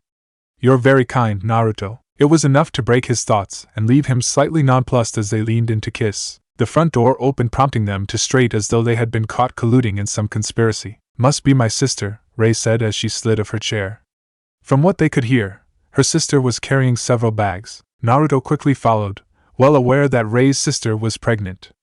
Turning into the hall, he saw her for the first time. Her hair was sleek and black, done in a traditional hairstyle with an ornament pin. Her skin was pale and her eyes a curious shade of dark blue. She was attractive, even in her simplistic green and purple flower print kimono, and she was considerably womanier than her younger sister with her long legs, defined cheekbones, and generous bust. She vaguely reminded Naruto of a younger, and even haughtier Kurenai with straight hair. Most notably, she had a sizable baby bump in her stomach area. He couldn't quite tell when she was due, but she must have been pregnant for a good while like Rei had told him. Jun-nisama. Rei frowned at the sight of plastic bags in her sister's hands. You're not supposed to be doing any heavy lifting. Naruto moved quickly, picking up what was left on the floor. Hello, my name is Uzumaki Naruto. Jun eyed him blankly for a while, staring at him with dull, uninterested eyes. For a moment he feared she would tell him to get out of her house. Fortunately, she smiled warmly instead and pulled him in for a light embrace to plant a kiss on his cheeks. It left him flustered. He decided to merely bow his head and put away the groceries in the kitchen. Aren't you helpful, Naruto-kun? The older sister smiled serenely. It's nothing. Rei eyed her sister and gave an encouraging nod. Naruto returned moments later, having caught the time in the kitchen. I should go. I don't want to be late. There was an awkward exchange of looks. He didn't know whether he ought to kiss Rei in front of her sister, thus decided against it, and pulled on his sandals on the way out. It was nice meeting you. And you, Naruto-kun, Jun returned with a serene smile. As the door closed behind him, the sisters turned to look at one another. The serene smile on Jun's graceful features disappeared and was replaced by a sterner expression. Rei pretended not to notice and turned to the stairs. Oh, the Senju compound wasn't too far from the Hokage Tower. Naruto had been there a few times before, with his academy class and on his own when he was wandering about. The compound was small, much smaller than it once had been at the height of the Senju's power. Where there had once been a small district complete with its own markets and bathhouses and such, the compound was now a set of small houses and storage facilities and one large house detached and on top of a hill, beautifully framed by forestry and a perpetual steam from the natural onsen in the gardens. 1. Naruto released his propulsion palms and touched down. He rubbed his smarting wrists, making a note to find a way to master the jutsu and find a way around the agonizing pain. At the moment he was basically pumping chakra into his Repusho to fly unsteadily and rather slow compared to what he could achieve on foot, if not for the stiffness. But practice makes perfect, he reasoned. It was a short distance uphill to the clan house. In the back of his head he vaguely remembered the class he had in academy. The Shodai, using his Mokutan, created the Senju compound by hand. As he distracted himself with that thought, he passed the tall, arching gates to the house and came to a stop in the courtyard. He could see lights burning and several shadows. They were waiting for him. This is it. Naruto clenched his fists and took a deep breath and exhaled. His heart started beating faster, and he found his throat dry with anxiousness. This is it, he told himself once more as he crossed the courtyard and walked into the house. Tsunade was the first to notice him as he walked in on bare feet. Naruto, she greeted tersely. Have a seat. Naruto looked around the spacious living room. Hiruzen, Jiraiya, Shizen and Kakashi were all waiting for him, sitting in a half-circle on the couch. Sensei. He was relieved to see Kakashi on his feet again, although with crutches nearby. I'm glad to see you're okay, Kakashi smiled. It's good to see you too, Naruto. He then glanced at the Sannin and Sandame. Though I have to say I'm a little surprised. Naruto sat down opposite them, eyeing the scroll on the low table suspiciously. No offense, Sensei, but why are you here? You'll know in a minute, Kakashi replied vaguely. Okay. Naruto said agreed slowly as he eyed the Sandame. Hiruzen's unreadable expression mystified him. I guess this is it. Tsunade nodded and reached for the scroll on the table. Then let's get started. Jiraiya put his hand on hers. One moment, he interrupted. The slug princess nodded to him so the toad sage looked Naruto in the eye. Are you sure about this, Naruto? What's that supposed to mean? Naruto snapped irritably. Jiraiya had the same unreadable expression as Hiruzen, though there was a hint of apprehension. What you're about to learn will change everything. If you're not ready for that, just say the word, and I promise you we can do this another time. Naruto grit his teeth, glaring at the Sannin.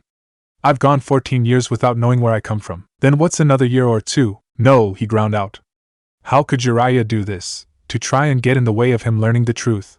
Maybe that was an option 2 weeks ago, but not anymore. I can't turn away from this now, not after I've seen her. So tell me, I don't care which one of you, just tell me who I am, who I really am and where I come from. Jiraiya sighed and relented, nodding to Tsunade as he leaned back. Suit yourself, kid. It's your decision. Damn right it is. Tsunade cleared her throat and unfurled the scroll on the table. It looked like a simple storage scroll he could have created by now even with his limited skill. Or so he thought, as the Godame bit her thumb and smeared blood over the seal array. Whatever was inside that scroll was apparently worth securing with a blood seal. The seal glowed and went up in a pillar of smoke, revealing several items on the low table, a photo album, some trinkets and other scrolls. Naruto swallowed thickly and nodded to Tsunade. Your mother's name was Uzumaki Kushina. She died shortly after giving birth to you on the night the Kyuubi attacked. But you already know that, she began slowly. And your father? Tsunade glanced at Jiraiya momentarily. The sage merely nodded with a sigh. Your father was Namikaze Minato, the Yandame Hokage of Konoha. Words alone would never be enough to describe what hit him upon hearing the truth. It was as though he was suddenly struck with a payload of emotions of such a magnitude his brain couldn't hope to keep track of all of them, swirling around in his head. Joy, anger, relief, and complete and utter shock were at the forefronts of his mind. He tried to speak, but he could not find the words, much less articulate them. Not that he trusted his voice at that moment. Picking up on this, Tsunade decided to continue. I know this is a lot to take in, Naruto, but please listen closely. He nodded dumbly, almost absent-mindedly. Your mother came from Yuzuno Kuni, the Whirlpool Lands. She was born in Uzushio-gakure, or rather, what was left of it. Konoha and Uzushio had always been close, ever since my grandfather and the head of Uzumaki clan, the founders of Uzushio, established their villages. In fact, the Senju clan and Uzumaki clan are relatives. Tsunade paused for a moment to see if he followed her still. Uzushio-gakure was wiped out decades ago in the incident known only to a few in this world known as the Silent Massacre of Uzushio-gakure. 2. It happened long before your mother was born. She was one of the few that came here, but with her gone you are now truly the last known member of the Uzumaki clan. She didn't like the blank look in Naruto's eyes but continued regardless. Kushina grew up in this very house when she moved to Konoha. She lived with my grandmother, Uzumaki Mito. Naruto momentarily forgot about his father. Uzumaki Mito? Yes, Tsunade nodded. She was the wife of the Shodai, my grandfather. The slug princess paused for a moment. And she was the first Jinchuriki of the Kyuubi. What? Naruto burst out with clenched his fists. The Shodai's wife was a Jinchuriki. She was like me. Mito-sama was indeed a Jinchuriki, much like yourself, Naruto-kun. Hiruzen decided to weigh in. She came to be one around the time. Well, I suppose this would be going in a completely different direction. Another time perhaps. Frustrated by the sudden turn, Naruto rubbed his eyes and held his head as he came to grips with the revelations. Uzumaki Mito must have been practically ancient by the time my mother came around, Naruto said, voicing his thoughts out loud. If my mother lived her, with the Shodai's wife, there must have been a reason for that. He looked up to find noticeable surprise in their eyes. The fox knew my mother's name. He pieced it together before he said it. My mother was a Jinchuriki, wasn't she? That is correct, Hiruzen confirmed gravely. So she was brought here just for that? He demanded hotly. You brought my mother over her to make her a Jinchuriki? Don't tell me that's what she wanted. Nobody wants this. He burst out so angrily Shizen flinched. Hiruzen shared a look with Tsunade before answering. What you have to understand, Naruto-kun, is that Uzumaki Mito was old and dying. There was a need for a new Jinchuriki. It had to be your mother. Why? Naruto glared at the Sandaime. He couldn't quite remember the last time he had been angry with the man he respected more than anyone. Out of all the people you could have picked, and I know you had to be involved in this on some level, old man, why did you pick my mother? She wasn't from this country, so why did she have to be the sacrifice? I suppose I should tell you something about your heritage before I answer this question, Hiruzen mused aloud. The Uzumaki were known for a great many things. They were great scholars, ironic perhaps given your and your mother's dislike for reading, but what they were known most for, aside from their skill in Fuinjutsu, was their longevity and vitality. Naruto frowned with confusion. Our vitality? What does that even mean? Naruto-kun, your clan was known for its potent chakra that allowed them to live extraordinary long lives and perform feats impossible to the average person. And even amongst Uzumaki, your mother's chakra was incredibly powerful. Hiruzen tried to explain as simply as possible. Forgive me if I offend you, and I mean that sincerely, but your mother was the perfect choice to be the Kyuubi's second host. At this point, Tsunade opened the photo album on the table and turned it for Naruto to see. Shinobi don't tend to have these, but your mother was very big on friends and family. This should help explaining things. While his mind tried to wrap around the fact his mother was a Jinchuriki, his eyes fell on a picture of her. If he hadn't realized it already in the genjutsu, he sure did now. She's beautiful. The grin she wore in the picture was vibrant and full of life and laughter. He could instinctively tell he took after her more than he did his father. The picture seemed to calm him somehow, putting a halt to the questions he has burning on the tip of his tongue. Your mother was a tomboy growing up, but she sure grew up to be a beauty, Jiraiya pointed out to him. Minato didn't stand a chance. It was just then that Naruto was aware more than ever Jiraiya was the Yandame's teacher. You were my dad's sensei. Your father was a man unlike any other, Naruto. You would have liked him, the sage said nostalgically. Though I have to say you take more after your mother. Kushina had an ill temper that could match that of Tsunade's. The Godame bristled at this, and she liked to pull pranks when she was kid. In fact, Minato was on the receiving end of those a lot of the time. Well, up until Jiraiya, Hiruzen spoke up, silencing the sage. Naruto's questioning look did not go unnoticed. There is a lot of history when it comes to your parents, Naruto-kun. And we will tell you in due course, but for now, let us stick to what's important. All right, Naruto agreed reluctantly. So my mother was a Jinchuriki. And my dad made me one after her. What happened? That would be one of those things we cannot tell you presently, Naruto-kun, Hiruzen answered before Tsunade had the chance to. For now, all I can tell you is that the Kyuubi escaped at a time where a Jinchuriki is most vulnerable, at childbirth. There were other factors, he was quick to add when he saw the look of shock in his surrogate grandson's eyes. Other factors that exacerbated the situation to the point the Kyuubi could escape. I hope you can find some comfort in knowing your parents saved the village. Yeah, at the cost of their lives, and for what? A dark rage filled Naruto up as he came to realize exactly how much his parents had sacrificed and how little they had gotten in return. My mother and father died protecting this village, and for what? So their only son could be treated like some fucking pariah? Naruto. Hiruzen tried empathizing. Where the hell were you? Naruto spat at Jiraiya and Tsunade. You were my dad's sensei. You talk about him as if he was your son, but what about me? Didn't you care at all? And what about you, Bachan? You're my, whatever it is you are to me, we're related by blood. Why were either of you around? The Sannin looked as though they wished he hadn't asked that question. He didn't care. Naruto-kun, Tsunade-sama was in no position to take care of a child, Shizen said quietly, and Jiraiya-sama was and still is crucial to Konoha's intelligence gathering. Without his work, we would have been in even more danger after the Kyuubi attack, Kakashi added. Naruto snapped his head at the silver-haired Jonin. Why are you even here, sensei? Flip the page, Kakashi instructed. Naruto grit his teeth but did as Kakashi said. Upon turning the page he found himself looking at a picture with writing scribbled next to it that read Kakashi. Congratulations on making it to Jonin. I'm so proud of you.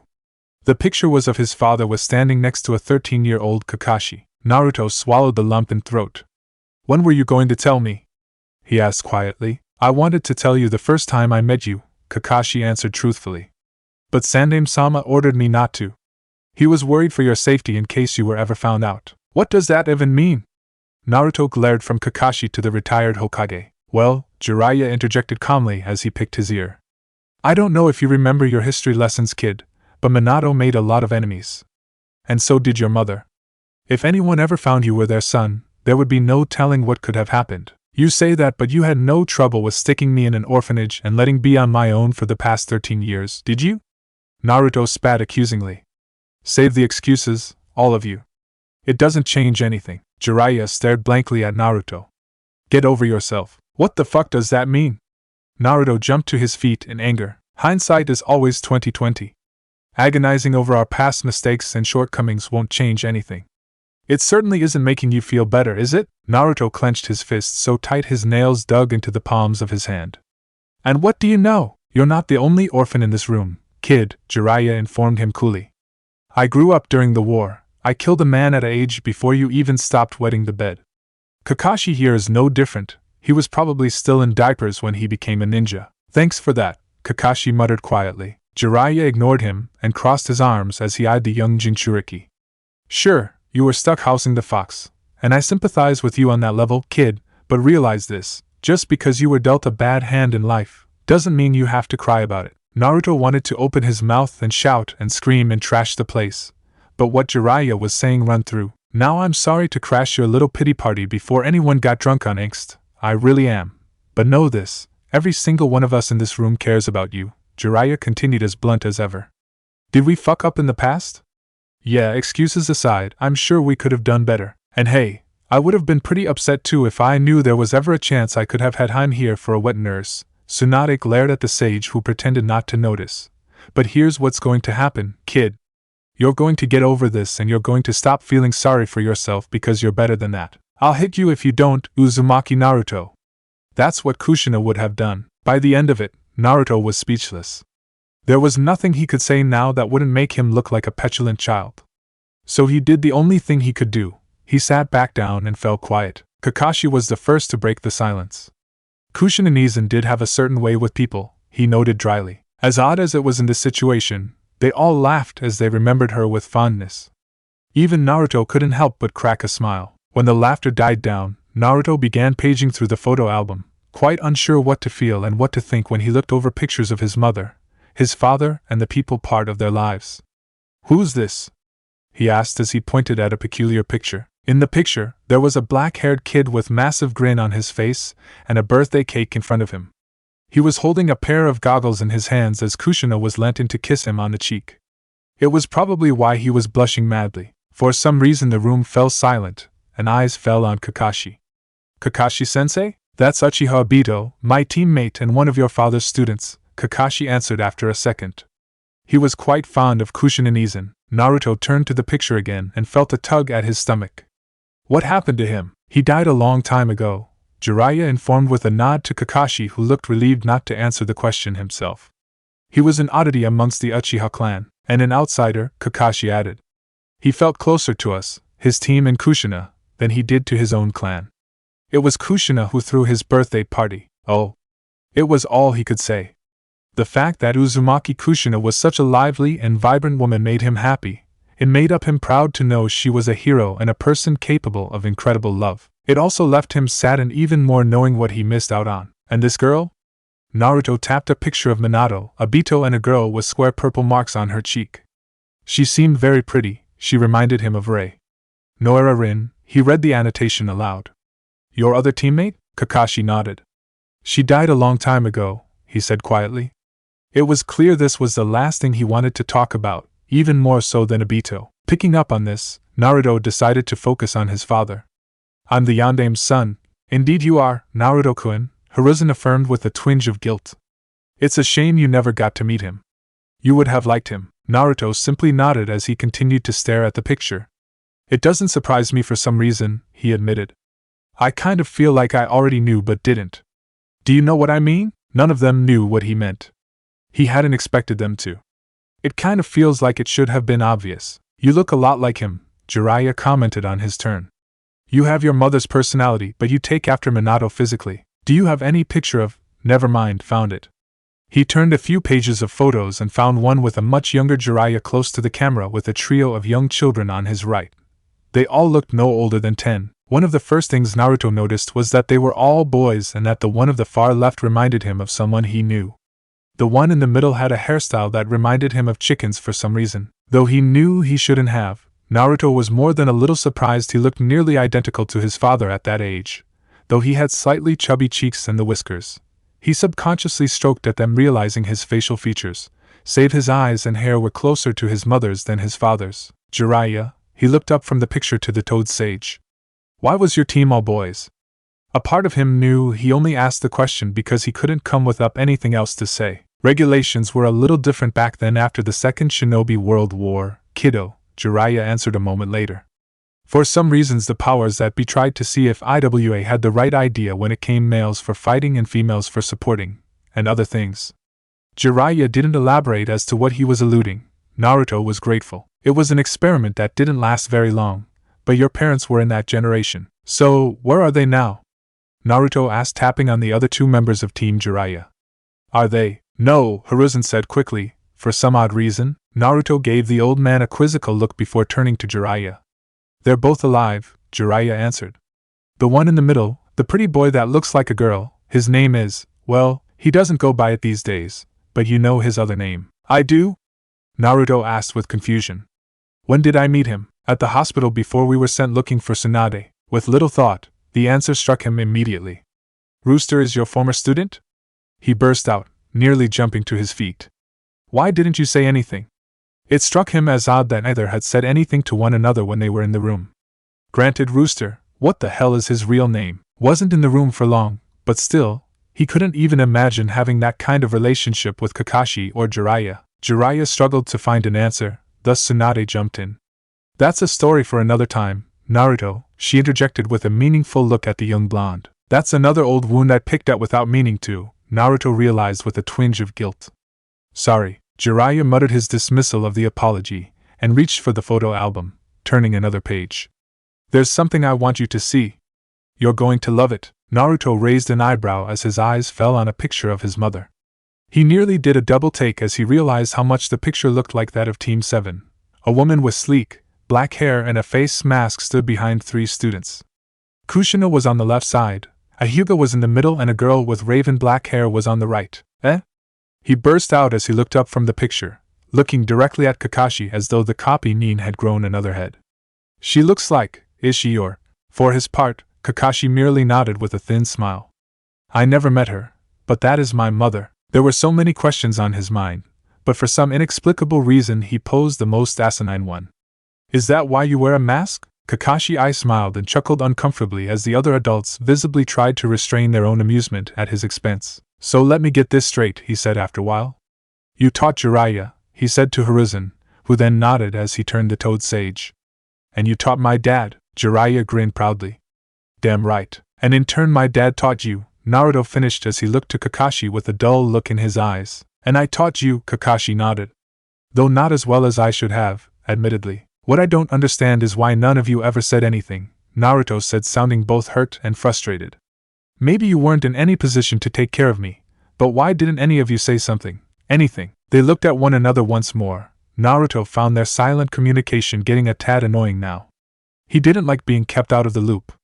There is no legitimate reason why none of you could tell me, is there? You just left me on my own, not knowing what to think of my parents, or where I came from. Do you know what this feels like? I've got a pretty good idea, Jiraiya remarked. No, you don't. Naruto snapped at him angrily. You actually knew my parents. You knew who they were. Hell, you practically raised my father. He was shouting again, but he couldn't care less. If they had thought telling him exactly how close they were to him would make him less angry, they couldn't have been more wrong. It only made things worse to know they could have done something to spare his misery, even if only a little, but chose not to. You said you're my fucking godfather?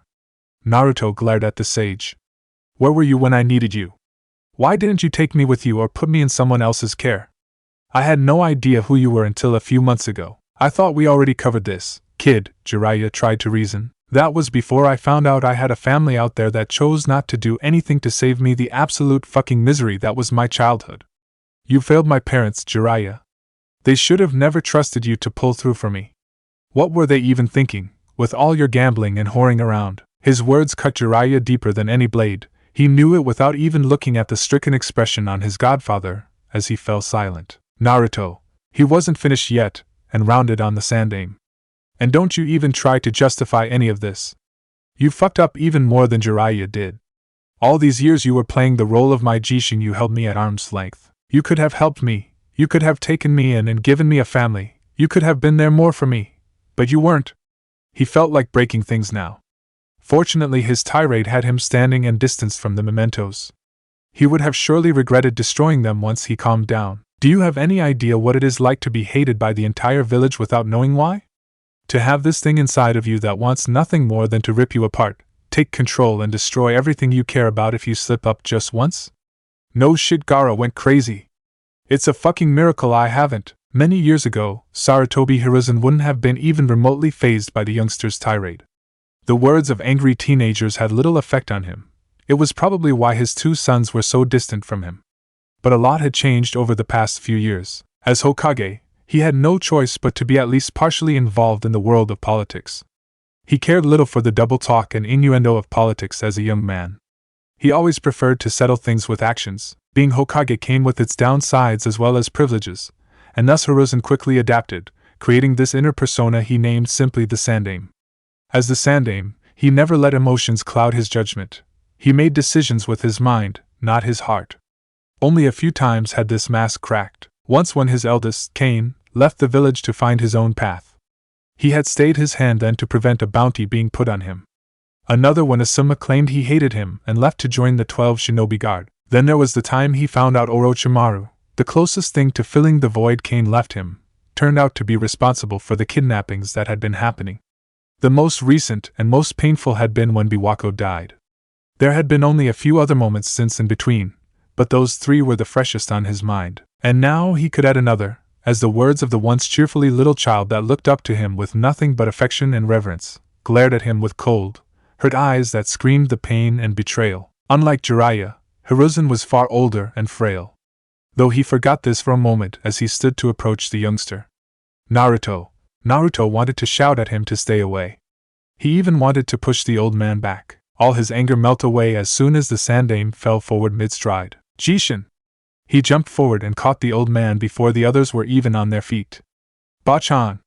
Unrelenting fear and panic filled his voice, but he didn't even notice as a cold, sinking feeling settled in his stomach like ice. Tsunade carried the Sandaime to the couch where Kakashi had been sitting on as Hiruzen ran off to fetch water. Relax, he's just a little stressed. He'll be fine after a moment. Naruto lost all feeling in his legs and fell on his backside. He felt a heavy weight shame and guilt, but more than that, he only just realized how scared he had been in that one moment. It was the kind of fear he hadn't felt since Wave, when he believed Sasuke to have been dead. Though, this time it was a tidal wave compared to before. Jiraiya picked up on his distraught. That wasn't your fault. Just relax, the old man is going to be fine. I nearly killed him, Naruto said in a hoarse voice as though he was close to crying. Of course not. Hiruzen half shouted at him as she handed the glass of water to Tsunade. Sandaime-sama is going to be fine in a minute. Just calm down, she finished in a more soothing voice. They're right, Kakashi agreed firmly. Come on, let's step outside for a minute and get some fresh air. Kakashi guided Naruto by the shoulder as he led him outside to the balcony attached to the sighting room by glass slide doors. Jiraiya looked like he wanted to tag along but seemingly decided against it and stayed inside. Moments later Naruto stood on a deck and leant over the railing, letting out a long groan and rubbing his face with exhaustion he hadn't felt earlier. Kakashi said nothing, remaining tactfully silent as he tried to come to terms with all he had learned moment since he had come to the house. My father was the Yondaime Hokage. Kakashi sensed the young blonde wasn't fishing for an answer and thus gave none, only nodding slightly. My mother was Uzumaki Kushina. She was the Kyuubi's Jinchuriki before me. His voice was monotone now, as though his mind was absent and he was merely stating facts. She was taught by your mother. He turned to Kakashi as his sensei joined him by the railing. You know that's weird, right? Kakashi gave a light chuckle as laid back as always. I suppose it is. What was her name? He was curious to find out a little more about the person that trained his mother and give birth to his sensei. There was a hint of mirth in Kakashi's eye.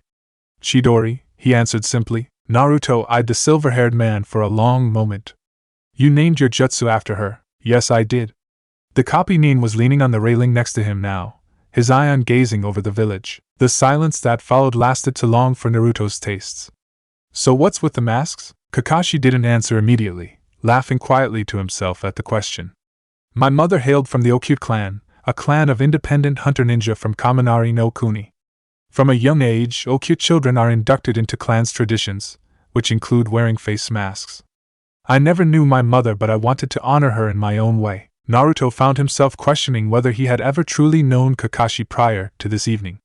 He always thought he had a good idea who his sensei was and what he was about, though as it turned out he clearly didn't. He certainly hadn't known about the more pensive side of his sensei he was seeing now. There was more to Hatake Kakashi, elite Konoha ninja and Jonin supervisor to Team 7, and he felt somewhat ashamed he was only just finding out. The level of trust Kakashi had shown in telling him about his family wasn't lost on him. Thank you for sharing that with me, Kakashi-sensei. He meant that more than he could possibly convey. I knew about you all this. Consider us even now on that front, Kakashi said only half-jokingly. They both knew they were never going to be even as far as that went, but Naruto smiled nonetheless. I'm sorry I wasn't there for you when I should have been, Naruto. The blonde smiled faded. It was rather unnerving to see his sensei so apologetic. Minato-sensei was like a father to me. I should have returned the favor. Naruto hated excuses, but he hated seeing people care about beat themselves up even more. Kakashi was the least guilty of the lot anyway. No offense, sensei, but I doubt you would have had any idea what to do with me when you were only a kid yourself. Maybe. You still have no excuse for me screwing me over when you were my sensei though. Naruto wasn't that forgiving. Kakashi had shown favoritism to Sasuke and more or less pawned him off to Ebisu even though there was most likely nothing that man could have done to prepare him to fight Neji and win. You never taught me anything as useful as the Chidori, and you blew me off when I asked about it. He half expected and half wanted Kakashi to be defensive about it. He still had some anger left in him. Whether Kakashi picked up on it though or not, he didn't give him the opportunity, merely nodding apologetically. I know you still look up to me, Kakashi said quietly. Naruto didn't deny it nor could he. Kakashi was one of the people that had inspired him the most to strive for more than himself and to put his life on the line for the sake of his comrades. I wish things were the same as when we just met, that you could still be the same naive kid and I could be the hero you thought I was. Naruto said nothing as Kakashi turned to him with a look in his eyes he could only describe as a mixture of regret and self-loathing, either of which were for his sake, or at least not entirely. Even heroes have their demons, Naruto. He didn't have to gesture for the teenager to realize what he was talking about. It was a gift from someone who I believe truly understood what being shinobi meant. Uchiha Obito. It felt odd speaking the name of a dead person, as strange as when he said his father's name. That's his Sharingan, isn't it? Kakashi nodded again and looked in front of him. Obito gave it to me the day he died. I promised him to. Well, it doesn't matter anymore. I failed to keep my promise to Obito, and to make up for it, I tried to redeem myself in teaching Sasuke what Obito taught me, to protect my comrades with my own life. There was a poignant pause that lasted only a moment. You're a lot like him, Naruto. Who would have thought it? Uzumaki Naruto was actually happy to be considered similar to an Uchiha. Still, my desire to redeem myself shouldn't have come at the cost of your training, Naruto. I'm sorry. At this point Naruto knew that holding that grudge would simply be childish and counterproductive, so he merely grunted his forgiveness. He was never one to kick a man while he's down. Though maybe he'd do some kicking when the man was on feet again. Another awkward silence lasted longer than he felt comfortable with, enough to make him strike up another conversation. So your mother was my mother's sensei, huh? Naruto scratched his cheek in thought. That's kind of weird. It gets weirder, Kakashi informed with a genuine smile as he reached into his breast pocket and showed him the picture of his mother's genin team, indicating the girl on the right. Who does she remind you of? Naruto squinted his eyes at the girl. She was rather cute with her raven hair and pale skin, but there was something off about those pitch-black eyes. They reminded him of another pair of eyes that, for the majority of the time, had looked at him with disdain. Get the fuck out of here!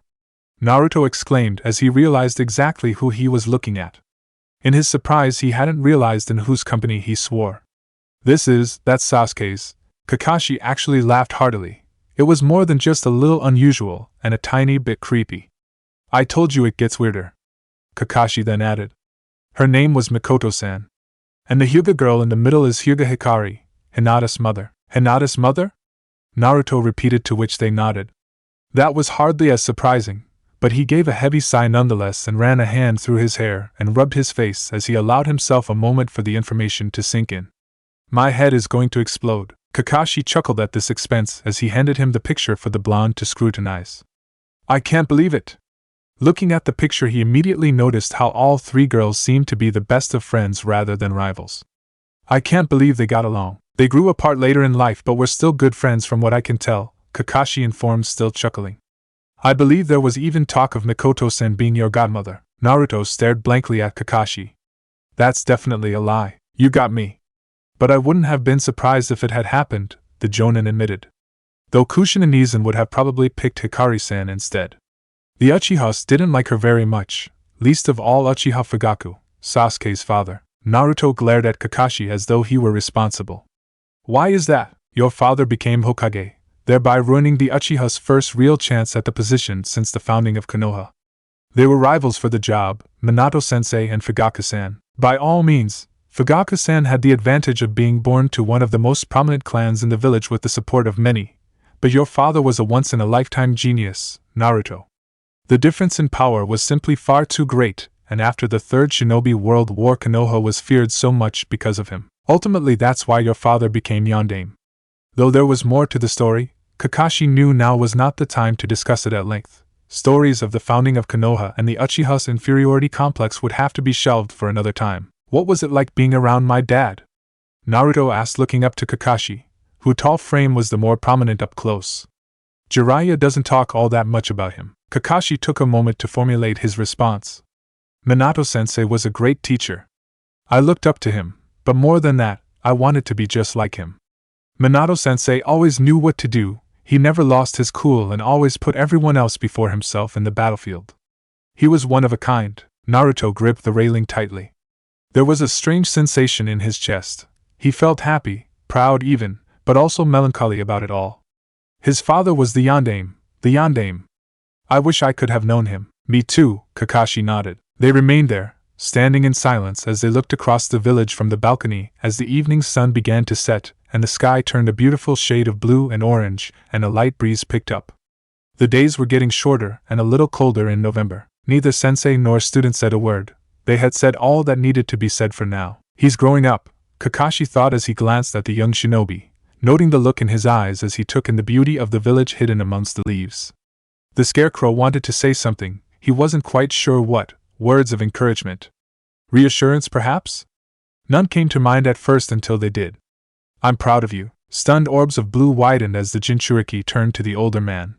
He was at a loss for words, but was saved from having to fumble for them as the balcony door slid aside and Shizen beckoned them inside. Kakashi walked past him without another word and he followed a moment later. Inside they found Hiruzen was back on his feet, so to speak.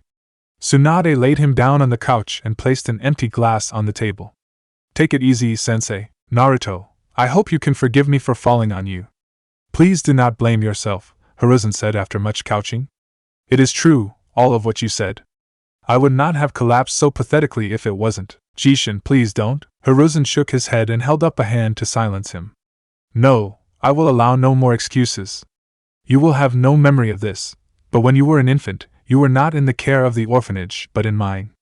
I considered adopting you into the clan and raise you myself. I had just lost my dear Biwako back then, but there were others that could have helped me. Then why didn't you? You took care of me when I was a baby, why did you send me to the orphanage? The professor let out a heavy sigh. The clan took to you immediately. There were no objections to you becoming one of us, but there were other elements that opposed the idea. Some wanted to turn you into a weapon to compensate for the lives lost in the attack. Others believed it would be too dangerous to even let you live and wanted you dead. Hiruzen shook his head, crestfallen. In the end there were too many reasons why we could not take you. The popular opinion amongst the non-shinobi was that if we took you in, the Sarutobi clan would have to take in all others that were left orphanage by the attack, and perhaps even those before it. Amongst the shinobi clans there were objections to us taking you because they feared we would use your status as Jinchuriki as leverage. In the end, we decided against inducting you into our clan. Had we not done so there is no telling what such strife could have led to, certainly not after our village was left so vulnerable, and without its Hokage to protect it. Hiruzen let out a sigh, a tired and anguished sigh as he closed his eyes and took a deep breath. However, he said as he found his voice once more, in retrospect, I should have disregarded those who opposed the idea of Sarutobi Naruto and I should taken you in and given you the family you've always longed for. I am so sorry, Naruto. The teenager in question was left wide-eyed and stunned. Numb was the only word that came close to describing what he felt, for there it was, the reason why his entire life up until that was, the reason for his loneliness, the secrecy and half-truths, the reason why he had to struggle through life, clawing his way inch by inch. There had once been an opportunity for a family with his own, with Jiraiya, or with the Sarutobi clan, or perhaps even with Tsunade in some parallel universe. And yet the one thing he desired the most, more than acknowledgement, more than becoming Hokage, he was denied. By whom, for what, why? It hardly mattered to him. He couldn't bring himself to be angry with Hiruzen, nor the village and or its council that had bartered with his life as though he was nothing but stock to be used as leverage for their own gain. Why wasn't he angry? He had every right to be. He had every right to scream, to feel angry and betrayed and cheated. He had every right to want his vengeance against everyone who had wronged him, who had wronged his parents by disregarding their sacrifice and by making him the scapegoat, the target for their animosity and disdain. He had every reason to feel this way, so why didn't he? Maybe he was angry, only he didn't know it yet. Would he suddenly erupt like a volcano, spewing scorching hatred, burning down everything that reminded him of the hurt and loneliness? He didn't know, and if he had to be honest, he was afraid of the answer. He noticed that quite some time had passed without saying anything. Do I have any relatives left? He hardly recognized his own voice. He sounded so empty he couldn't blame them for being disturbed by it. Do I have anyone out there I can actually call family? Your father came from a small shinobi clan. The Namikaze clan have been around for as long as Konoha has. Unfortunately, most Namikaze died young, and your father was no exception. 3. Hiruzen answered quietly. As for your mother's side, I am certain there are other Uzumaki out there still, though the odds they go by that name are slim. He looked up at that, blinking several times. What? There is something you need to understand, Naruto, Jiraiya began to explain with a mindful glance at Hiruzen, who looked thankful not to speak and helped himself to another glass of water. Naruto tried not to look his godfather in the eye. The Uzumaki clan go back in history farther than any clan I know of. They were masters of Fuinjutsu, and were feared for their knowledge. They also had a thing for, well, let's just say they were dabbling in things they shouldn't have. What do you mean? Jiraiya pinched the bridge of his nose. There's a lot I can't tell you right now because explaining it would not only take hours, you wouldn't quite understand, and that information is too dangerous to be given out to people who don't know how to protect it. I'll tell you the full story when you're a little older, but for now, just trust me when I say the Uzumaki clan were a dangerous folk. Their involvement in the First Shinobi World War, Jiraiya. Hiruzen interjected tersely. The sage frowned at the sandaime. We can trust him with this much, sensei. Turning back to Naruto, he continued. The Uzumaki clan were more or less responsible for the First Shinobi World War. There were other reasons why, of course, but they were a large factor in it. They were capable of unrivaled jutsu, and as if that wasn't enough, they knew everybody's dirty secrets. Ninjutsu, political scandals, and pretty much everything else, so they were wiped out. Naruto swallowed thickly, sensing he had guessed correctly. That's right, Jiraiya confirmed with a nod. They were one of the first go. When the war ended, as part of the treaty that stopped it, all evidence they ever existed had to be removed from history. As far as the world is concerned, they never existed. Naruto clenched his fist subconsciously. It was a small miracle he hadn't lost his mind yet with all the revelations, but then again, he was capable of withstanding the effects of the Kage Bunshin training method, so perhaps he wasn't as susceptible as most to mind-straining news like this. You're telling me my mother's clan was wiped from history itself? I'm afraid so. And it wasn't easy, trust me, since the Uzumaki were practically the royal family of their lands and had friends and contacts in a lot of places. If you come across anyone who actually recognizes the name, be wary. I wasn't exaggerating when I said they were feared. Now, you might be angry the old man here signed off on that treaty, but you should know he was a wet behind the ears Kage with next to no political experience under his belt. Even so, he fought hard enough for the Uzumakis, to keep a trace of them alive. And you can see it right there on Kakashi's back. Kakashi took the cue to stand and up and turn his back. Naruto eyed the back of the vest and was reminded how his own was different as it lacked the spiral on the back. Mine doesn't have that spiral. That is because yours flak jacket model predated this one, Kakashi explained. Naruto still didn't quite understand what they wanted him to see. So the spiral is what? The spiral is the Uzumaki clan's emblem, Hiruzen filled in helpfully. I have some tomes in my possession that are rather taboo as they belong to your clan. According to what I have read, the spiral symbolizes that what has no beginning and no end, what is tangible and intangible. It is how they believe the world's truth is most accurately described. The young shinobi's frown deepened. I don't understand. What truth? Perhaps it would best if you took a look at the books later. They are your rightful heirlooms after all, Hiruzen offered. Naruto nodded slowly, grateful for the excuse of postponing more revelations. He felt overwhelmed and in need of a break, some time to let it all sink in his head, but decided against it. He had waited his whole life. There was no turning back to he. He couldn't stop, and he didn't want either. Naruto eyed the photo album and flicked through a few more pages, coming to stop on the picture of a man in his 30s with a rigid face, sharp blue eyes and long, spiky blonde hair. Kushina had captioned the picture with, Namikaze Seijiro. I wish I could have gotten to know you better. Is this my grandfather? Naruto asked as he looked up from the photo album. He noticed Jiraiya glancing to Kakashi, before turning back to him. Yes, it is, Naruto. Namikaze Seijiro was one of Konoha's most elite shinobi. Jiraiya looked in Kakashi's direction once more. And Hatake Tsukumo's teammate. Hataki? The Jinchuriki looked confused for a moment, and then quickly pieced two and two together. From what he could tell, this was another sensitive topic he was better off leaving for another day. Unbeknownst to Naruto, Namikaze Sejiro had been one of the teammates Hataki Tsukumo had sacrificed the mission for. He would probably not have felt any better knowing Sejiro was amongst those that resented Tsukumo for putting his comrades before the mission, nor would he feel any better that Tsukumo's suicide threw Sejiro in a spiral of guilt that ultimately led to him taking on suicide missions one after the other until he found the embrace of death by the hands of Ryuten the Noenoki, who he had been ordered to assassinate in a last-ditch effort to avoid a war. Naruto decided to put down the photo album to avoid bringing up more sensitive topics, deciding to look at the other items that had been unsealed by Tsunade. One that caught his eye was a necklace with a transparent ocean blue spiral attached to it. That was your mother's gift to Minato when they started dating. I'm sure she would want you to give it someone special, Tsunade informed as he held it up for closer inspection. Jiraiya shot her a strange look she decided to ignore. He hadn't known that bit of information himself. Naruto eyed a peculiar kunai and picked it up after carefully placing the necklace down. A kunai? Upon closer inspect, the trident-shaped kunai was rather rough and engraved with markings he couldn't make out. Not just any kunai, kid. The perverted sage actually looked a little excited to tell him. That right there is the first ever Hiraition kunai prototype. As much as he had hated history classes in the academy, even Naruto had paid attention when they mentioned the fourth's flying thunder god jutsu used to decimate Iwagaku's forces during the Third Shinobi World War.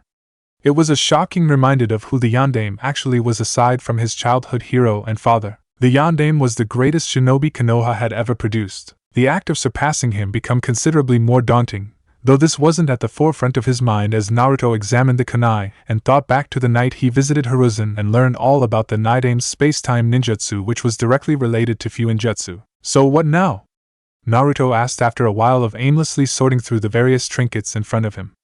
Aside from framed pictures, some books, a shamisen Jiraiya told him Minato had played on occasion, there wasn't much that caught his eye. I guess I know everything now? At least everything I wanted to know. So what now? The adults looked at one another before Jiraiya crossed his arms and looked him in the eye. Akatsuki is coming for you. We don't know when, but you need to be prepared. Naruto clenched his fists tightly and nodded. I didn't stand a chance against Itachi. Not even when Sasuke joined in. And the fox, using him didn't make any difference. I'm going to put you on indefinite leave for the time being, Tsunade informed him. It's best if you don't leave the village for a while. He nodded, knowing that there'd be no point in arguing against her. It was for the best he didn't participate in missions for a while, not when his team were merely expendable in the eyes of those that would come for him. He had to get ready, and the more time he had to train, the better.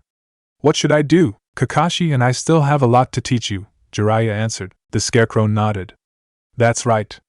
And this time, I'll do right by you, Naruto. As they began discussing his training amongst themselves, with even Shizune and Tsunade offering their insight and help, Hiruzen remained oddly quiet as he eyed the young Jinchuriki. What do you think, Jishin?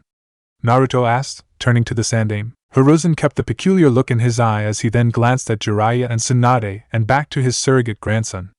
I think you should come with me to the Sarutobi clan compound in northern Hinokuni, sensei. The third students turned to the retired Hokage, eyes suspiciously apprehensive. Jiraiya shook his head numerous times. It's too soon. You can't be serious. Time is not a luxury we possess, Jiraiya, Hiruzen responded evenly. Tsunade, as Hokage, it is up to you. Any objections? Of course. Tsunade raised her voice at her teacher. There is no way I can allow it. Naruto isn't ready, and you are in no shape to train him. Train me? Naruto looked at each of them with a confused look. What are you talking about? Jishin is going to train me? Jiraiya firmly shook his head. Not if I have a say in it. You're not ready. Naruto grit his teeth, glaring at the Toad Sage. That was the second time he was told he wasn't ready in a short space of time. What do you mean I'm not ready? What are you even talking about? It came out sounding more petulant than he had intended, but he went with it. Nothing you should worry yourself with, Jiraiya said sternly with a disapproving look at Hiruzen. Stop treating me like an idiot. Naruto's fists clenched as indignation rose in his chest. He hated being underestimated. Exactly what wasn't he ready for? Whatever it was, it got Jiraiya and Tsunade worked up. All the more reason to want to know, Naruto reasoned. Kakashi let out a sigh, scratching the back of his head. I have to agree with Hokage-sama, Sandaime-sama. Hiruzen took no offense, merely nodding his acknowledgement of the objection. I do not blame you, Kakashi. Or any of you for that matter, he added with a look to the Sannin. However, given the nature of the threat, we have to be prepared. Naruto-kun has to be prepared. The aged shinobi looked directly at Naruto. What do you think, Naruto-kun? It doesn't matter what he thinks, Tsunade fell in with an angry tone. As Hokage, I am his commander. He can't leave the village without my approval. I am well aware of that, Tsunade, Hiruzen said evenly. He held her gaze with a reserved, dignified air about him that frustrated the Hokage to no end, for she had grown up being faced with it many times. No man other than Hiruzen could make her feel like she was a hot-headed teenager. Let's not fool ourselves here that time is not of the essence. We have no certain way of determining when they will be back again for Naruto-kun. Perhaps we have a few years, perhaps we have a few weeks. I would think that, as Hokage, you could see the prudence in allowing Naruto-kun to train with the Sarutobi clan. It is the best option we have at this moment. Naruto looked to Tsunade for her response, feeling somewhat apprehensive himself. After a long moment she related, sighing as she nodded her conceded approval. Fine, Tsunade. Jiraiya glared at her. Clearly training with the Sarutobi clan wasn't a picnic if you, Jiraiya of all people, was so opposed to it. Think this through. Naruto isn't ready for this. If he goes now, who knows what could happen? Could you stop pretending I'm not here and tell what you're talking about? Annoyed was putting it lightly how Naruto felt about being discussed about rather than included in their conversation. Why can't I go train with the old man? Jiraiya turned to him, placing a hand on one of his shoulders. Listen to me, Naruto. Training with the old man isn't as straightforward as it sounds. You're essentially going to submit yourself to torture, both physically and mentally. I've never managed to complete the training camp myself, either has Tsunade or that rat bastard Orochimaru for that matter.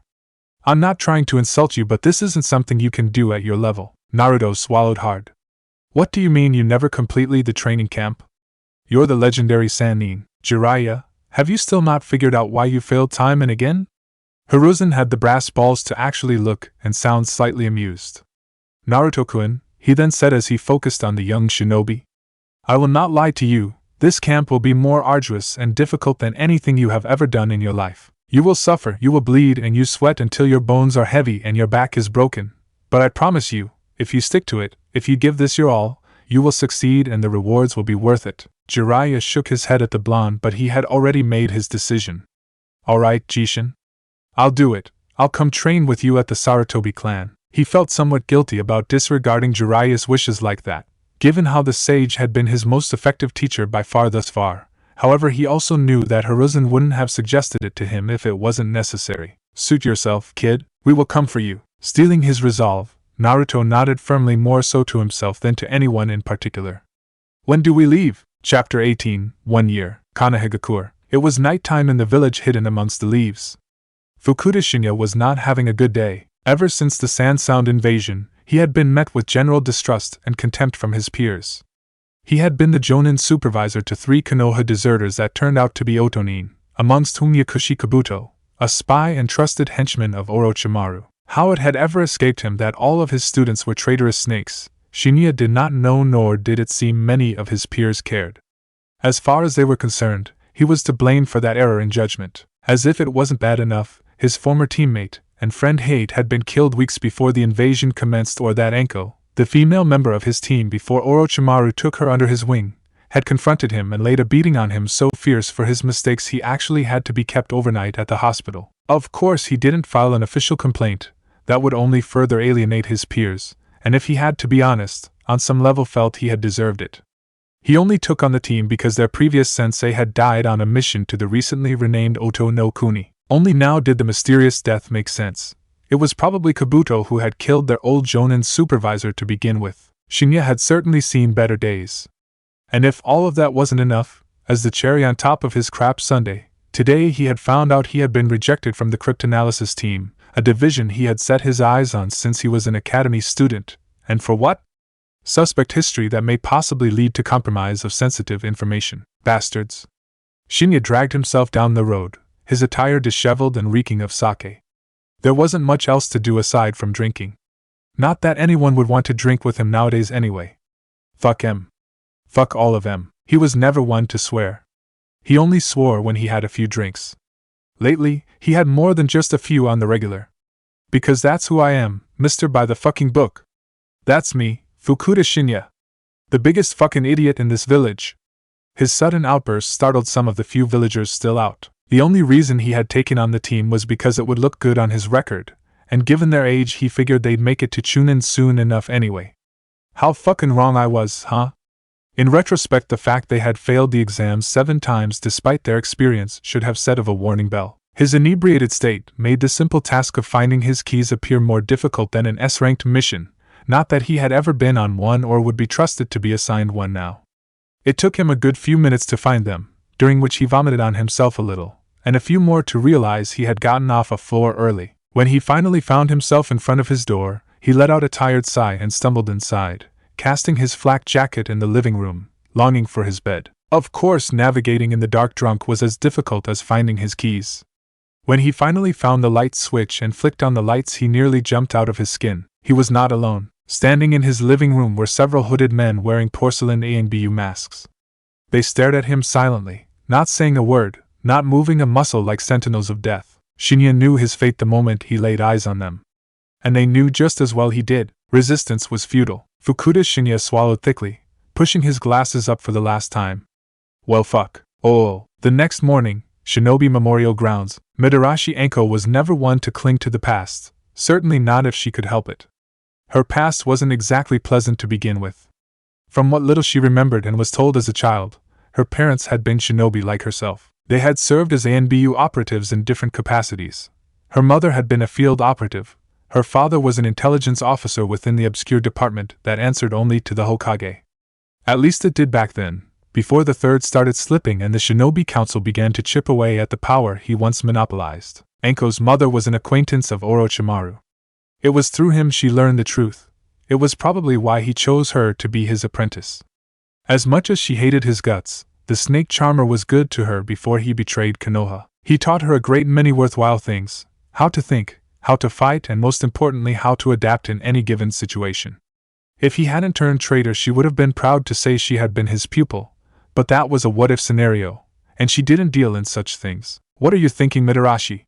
She said to herself with a shake of her head as she walked down the small path. Looking ahead, she spotted Yuzuki Yugao standing by the grave she had come to visit. Yugao, the ANBU commander, was dressed in casual clothing, indicating she must have had the day off or was on break if operatives were even allowed those. Enko. They stared at each other for a while. Yugao's eyes drifted to the bouquet of flowers in her hand. Are these for him? Enko nodded once.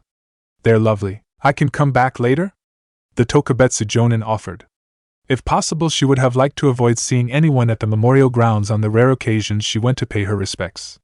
Yugao was the last person she would have wanted to come across at this particular grave. Perhaps the ANBU commander picked up on it.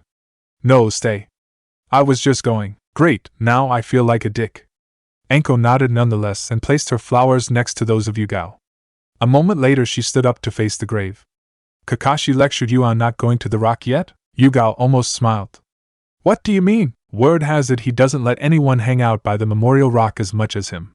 Pretty much any shinobi in Konoha that had lost someone they cared about on a mission would have heard about Kakashi's odd custom. You think he's being selfish? I think he doesn't like to see himself and others in that way. Enko pressed her hands together with closed eyes to say a small prayer. Finishing her prayer a moment later, she continued to stare at the name by the grave for a moment. It was engraved in capital letters and read, Gek Hait. She veered her eyes away from the gravestone. How are you holding up? In all likelihood any answer she'd get would be a lie, but she asked anyway. He proposed to me? Enko scoffed with a shake of her head. Idiot. Shinobi unaffiliated with clans usually didn't get married. They didn't have the luxury of that formality. If they were lucky enough to find someone, they stuck around, but that was pretty much it. Such was the trend of the olden days, long before her time, though it had gradually faded with the establishment of villages and marriage amongst shinobi had become more common. Enko knew she would never get to the point she would tie the knot. Not that anyone would want to have anything to do with her outside of a one-night stand or something open and casual, given her past with the village's most notorious rogue ninja. Yes, he was, Yugao agreed. Though neither her expression nor her voice betrayed it, Enko could tell she was hurting. You said yes, didn't you? Yugao nodded. Then you're an idiot too. The ANBU operative smiled melancholy as she turned to leave. I suppose I am. Yugao left without another word and Enko remained by the grave, staring at the names silently as though with enough concentration she could resurrect the fallen swordsman. Memories of her childhood were at the forefront of her mind. She couldn't help but smile sadly at the thought of all the people she had lost over the years. You were the best of them, Hate. He had always been kind to her, always there when she needed him. He was the first of her peers to have welcomed her back with open arms when Orochimaru had cast her aside and nobody else wanted anything to do with her. If Anko were to ever come across the man who had killed Gecko Hate, she would undoubtedly avenge him, at the cost of her own life if need be. She paid her respects in silence for another few minutes before turning to leave the memorial site. As she made her way to the exit of the ground, she spotted something unusual. A few rows down from her, Uzumaki Naruto was standing by two graves with an expression she could only describe as at a loss. What is he doing here? Intent on finding out, the Jonin made her way to the blonde, stopping a few feet away to give him some privacy. I don't know when I'll be back, but I should be much stronger the next time I see you. I'm a bit scared of what Jishin has in store for me. It has to be tough if Jiraiya couldn't handle it, but I'm determined to succeed. So watch over me, please. Mom, Dad. Naruto opened his eyes and lowered his hands. Until next time. He turned away from the graves and found himself face to face with Enko. What are you doing here? I came to pay my respects to an old friend, she answered simply. Whose graves were you visiting? Naruto frowned. Was he allowed to tell anyone? They hadn't forbid him from doing so the night before, but he got the impression that went without saying. But they also told him to go visit their graves, not that he hadn't intended to anyway, so they must have expected some people to notice him and ask questions. Whether that meant he had license to tell people or not, he wasn't too sure, nor did he feel like taking that risk. He was so deep in though he hadn't quite noticed Enko stepping within his personal space. Cat got your tongue, kid? She ruffled his hair much to his annoyance. Not only was it unruly enough already, it made him feel small and like a child, so he brushed her hand away. What do you care who I visit? I don't, she said cheerfully without missing a beat. I'm just curious who you went to visit. Anko got a step past him when she felt an ironclad grip on her wrist. Oh, you don't want to do that, kid, don't. Anko didn't like how pleading he sounded, but she wasn't one to pick a wound when she could help it, especially not with a fellow shinobi at a gravesite. Alright, I was just kidding, thank you. There was something about the look in his eyes that Enko didn't like, something incredibly depressing. She'd never seen him anywhere near the shinobi gravesite, not that she was a frequent visitor, but she could tell by the dampened, dispirited look in his eyes alone that visiting the graves had confirmed the worst scenario possible. You look like you could use a drink and some company. I'm 14. Just some company then, she decided as she nodded her head towards the exit of the memorial grounds. Come on. Oh, T-Country. Itachi and Kisame were resting in a cave close to the shores of Cha no Kuni in preparation for their mission. Akatsuki's blockade of Cha no Kuni had ceased months ago when Mizu no Kuni's daimyo ordered his navy to get involved. Following Pain's instructions to do so, Kakuzu moved the majority of their ships and had a few ships remain 200 miles from T-Country's shores to continue their pirating operations. Some weeks ago, the fleet's flagship, the Red Harbinger, a giant battleship fitted with the best armor and artillery money could buy, had been attacked by Konoha Marine Division and sustained costly damages. Naturally, the ever-so-frugal, or better yet greedy, Kakuzu had ordered them to assassinate the head of a shipping company whom he had found out to be the one who hired Konoha's services. As the treasurer and face of Akatsuki, his authority was second only to Pain, and thus there they were, carrying out his orders. I've heard of our target in the past, Kisame said as he used a stick to draw lines in the dirt. A few years back I was supposed to assassinate him for screwing some official in our government out of profits. I remember it well since I had to take that brat Mangetsu with me. Itachi's eyes remained focused on the beautiful sky visible at the end of the cave. His mind was clearly elsewhere. The mission was scrapped at the last moment though. Apparently they managed to work it all out so we didn't have to go through with it. Still, I remember the layout of his mansion, so you can follow my lead this time. Agreed? Kisame frowned a little at Itachi's lack of interest. Before he could say anything, Itachi looked to him and then back to the entrance to the cave. We have company, Kisame, so it seems. The shark man stood up and reached for Samahata as he looked at the newcomers. There were two of them. One was a man in a Wagakure garb. He had a strong and muscular build, prominent jaw lines, long spiky brown hair and green eyes. The other was relatively large with three distinct broad, blue marking on his face. He wore pinstriped underclothing and a dark blue robe with light blue trimming over it. He wore his scratched Kirigakure headband as a bandana and small glasses along with a purple necklace. Uchiha Itachi and Hashikage Kisame, said the first in calm, baritone voice. Your tracking skills live up to their notoriety, Tsukichi-san. I require no validation from you. IWA dog, the plump shinobi scowled at his companion.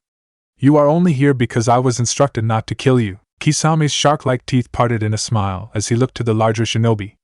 Tsukichi, is that you? Itachi remained seated on his rock in the shadows as Kisame got up and approached the two.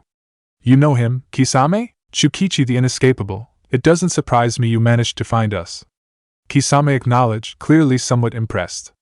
You're one of the greatest sensor ninja in the world and your tracking skills are unrivaled amongst Kiri's hunter nin. I see you brought a friend. He is no friend of mine, the bespectacled Kiri nin denied immediately. Clearly, he resented the implication of being on friendly terms with an IWA nin if his scowl was anything to go by. This is Bakuta no Gari, the IWA nin interrupted in calm and confident voice as he approached Kisame, squaring off with little over a yard's distance between them. Despite his calm demeanor, he appeared to be certain of his skill. So this is the Kaijin of Kirigakure. He was so tall he was only a little shorter than Kisame, who was a fair bit taller than the average man. Why are you here? Itachi asked calmly, Sharingan eyes glowing ominously in the darkness of the cave.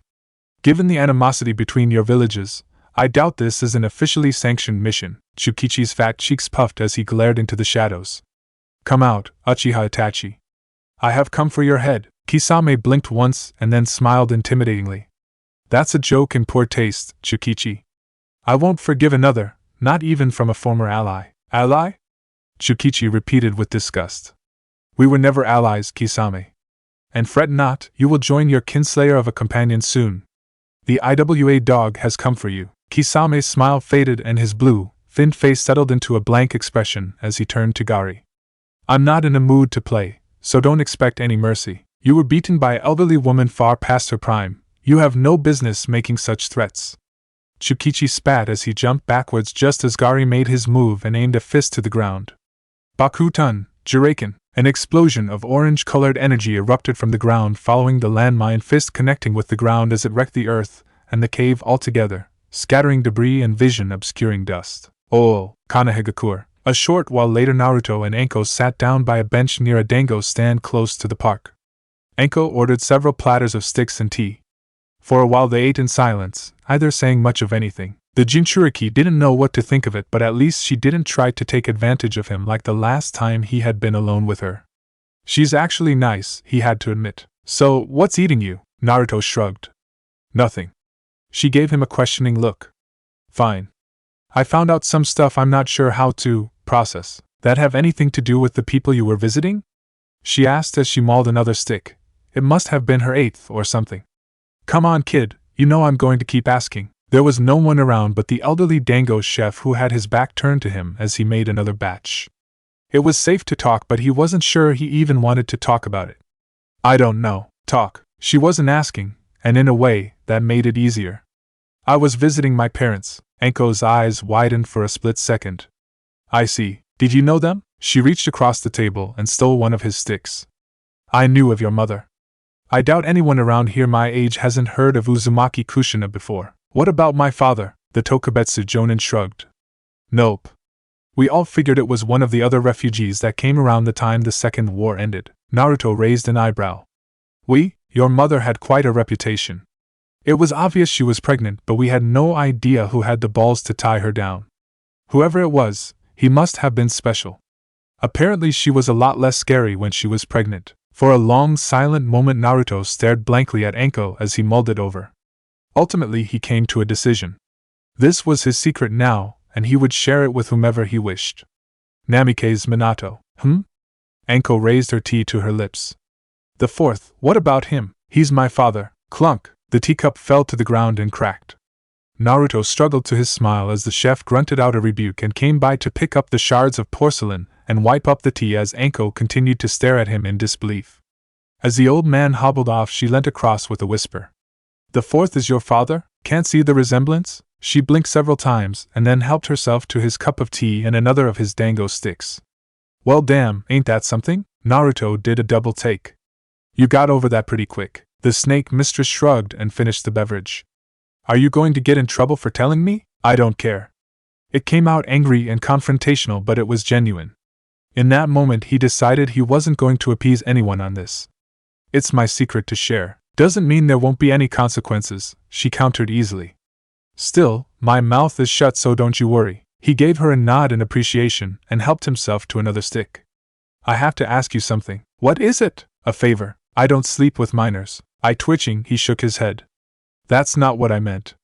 And I already told you I have a girlfriend, so you're saying you wouldn't go for it if I'd let you? She teased with a wink. If you get me drunk enough, I might, and I thought Shizen was bad. He decided to keep that remark to himself given how he was the one asking for the favor here. You were Orochimaru's student, right? Her expression turned serious. That's right. Judging from the way she spoke, she clearly wasn't fond of talking on the subject, but she made no objection. Perhaps the fact he had shared a secret with her had bought her confidence. Did he give you a curse seal too? And what if he did? You're a bit crazy, but you seem to be in full control of yourself. I'd like you to teach Sasuke to do the same. Right now, he's slipping, or at least he's starting to. It's not a real problem yet, but it's going to be soon if he doesn't get it together. As he explained the situation to her, Enko remained quiet and unreadable. He worried that every word he spoke could be the last he got to say to her before she blew him off. I already gave Kakashi advice a while back. The Fujihoin should do the trick. It all comes down to power of will. If your friend keeps disciplined and focused, the seals shouldn't bother him much. What if Sasuke doesn't have that discipline? He asked. Enko shrugged indifferently. Not my problem. That's why it's called a favor, isn't it? Naruto countered quickly. You go out of your way and help Sasuke and I'll owe you one. You'll owe me one? She said with a hint of amusement. Listen, kid. Controlling Orochimaru's Junjutsu isn't easy. Teaching your friend how to do it could take months, years even. Why would I do all that just so you'll owe me one? I'm good for favors, Anko. Oh, is that so? Damn right. His directness was a good thing. Anko didn't care for sweet talk or groveling. In fact, that only made her more inclined to refuse. The brat must know me better than he lets on. He stood up out of his seat, marking the end of their conversation as he pulled out his wallet and laid several real bills on the table. Thanks for this. I feel much better. When do you need my answer by? She asked and turned in her seat as he walked away. About your friend. I won't be in the village for a while, so I'll find out whether you accepted my offer or not if I come back. And when's that? He didn't answer, leaving Anko with a confused frown. Hold on, if you come back? The hell does that mean? Oh, Senju compound. Jiraiya walked into the living room followed by Tsunade to find Hiruzen with a lit pipe filled with premium tobacco in his mouth and a book in his hand. The Sandaime looked up from his book expectantly. They had barely exchanged looks when Hiruzen turned the next page. I am not changing my mind about Naruto's training if that's why you're here, Jiraiya. Jiraiya glared at his former sensei, both angry and frustrated as well as worried. You're in no fit condition to be training anyone, old man. You can hardly fight. In a few months you won't be able to even mold chakra anymore. Hiruzen lowered the book, exhaled a cloud of smoke. Did you tell him of my condition? The professor looked at the both of them with a cold look in his eyes matching his tone. Jiraiya? No, but I will if you. Hiruzen rose out his seated position and clapped the book to a close. You will not. My health is of no concern to you, Jiraiya. Do not forget it was I that parented you for the majority of your life. Not the other way around. That may be so, but you're being reckless. The hermit shouted right back, the aged Kage. Even if you were healthy enough to do this, Naruto isn't ready. You're going to kill him. I will prepare him to the best of my ability before we come to that stage of the training. He will succeed, Jiraiya. You of all people should know this better than anyone. You've seen it for yourself, the raw potential he has. Tsunade kept a mindful eye on Jiraiya as he clenched his fists. There was no doubt in her mind that had Hiruzen been in a healthier state he would have struck their sensei. In a few years he'll ace your training no problem, but now, we don't have a few years, Jiraiya. Hiruzen interrupted assertively, unblinking as the Toad Summoner continued to glare daggers at him. I told you that we do not have the luxury of time. Naruto needs to become stronger, and the training I have in mind will allow him to develop his skills quickly and efficiently. He won't be ready to take on shinobi of Itachi's caliber, but what he will have learned by the end of it will allow him to evolve not just physically, but mentally and emotionally. Jiraiya turned to the Godame. Revoke his permission to leave the village. Caught off guard, Tsunade had no immediate response. Jiraiya, Enough! Hiruzen bellowed at them. I am the Sandaime Hokage of Konoha. Do you think you could stop me if I wanted to leave, Jiraiya, truly? You are 100 years early to even begin to considering that. Years ago they would have flinched under his stern gaze. Now they simply avoided making eye contact, resenting one another for their stubbornness. Naruto has agreed to this. Tsunade has already cleared us to leave, and I intend to make good on my promise to prepare him, Jiraiya. And if you still have your doubts, then you are welcome to visit us a few months from now. Then you can see for yourself how much he has improved. Suit yourself, old man. Jiraiya turned and stormed out of the living room, kicking a low table across the room on his way out. Tsunade sighed and gave Hiruzen a chiding look. You know he's just worried about you, and he's hiding it behind the pretext of being afraid for his godson, the coward. Hiruzen rarely spoke so harshly of another.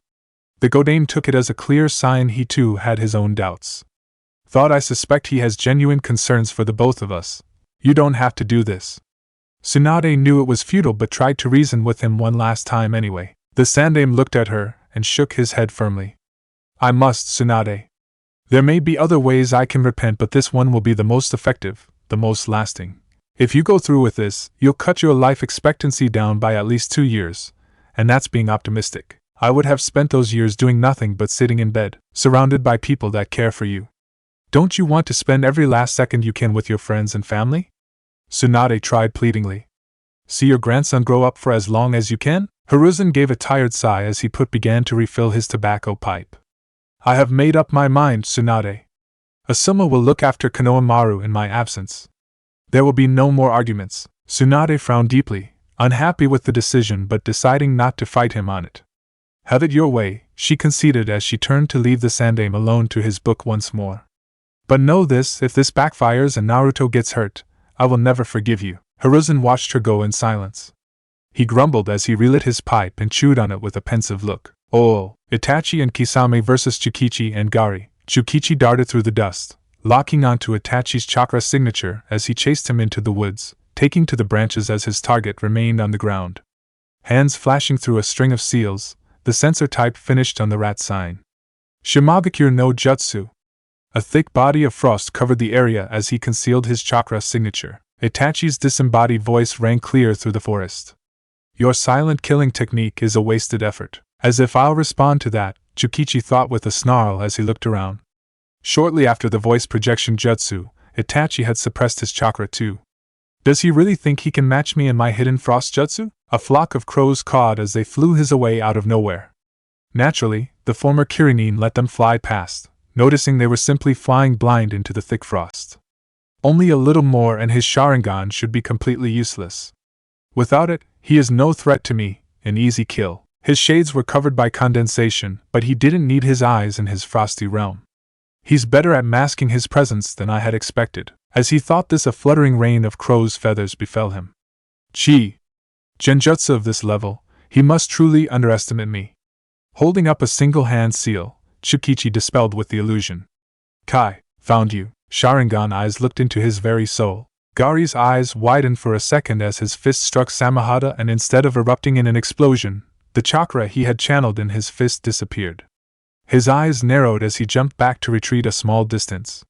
The most fearsome sword of the 7 shinobi swordsmen, Samahata. It lives up to its name. Kisame rested the sentient sword on his shoulder. The blade thrilled something in its indiscernible speech. Samahata finds your chakra a tough meal. Given its name, it was practically a given the chakra-absorbing sword would have some issues with feeding off of Bakutan chakra. In case I kill you before I get the chance, I have to ask. Who sent you? Rather than answer, Gari punched the ground once more and sent a surge of explosive chakra to detonate beneath the shark man's feet. Kisame charged past the explosion in a show of deceptive speed and brought his sword back for a wide swing. Gari backflipped over the attack acrobatically but felt a sudden pull on his chakra as he landed on his knee, nursing a horrendous-looking wound on his shoulder where his skin had been shaved off. A moment's contact is all it takes to absorb chakra. I have to keep my distance. Looking to his right, he found a sizable rock and picked it up. Bakutan, Shuryuden.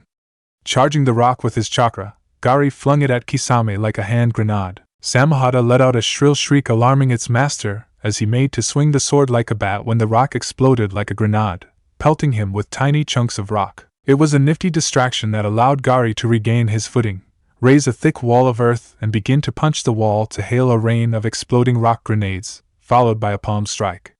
Bakutan Bakuhal. Explosive red chakra set off a series of explosions that combined in one enormous wave of kinetic energy that swarmed over Kisame, whose eyes narrowed dangerously as his instincts kicked in and he spat a massive wave of water from his mouth, converting a good amount of chakra to offset the explosion wave, albeit to no avail by and large as the powerful blast still swept him off his feet. He was quick to find his footing once more and threw Samahata diagonally across his back to intercept Gari's landmine fist.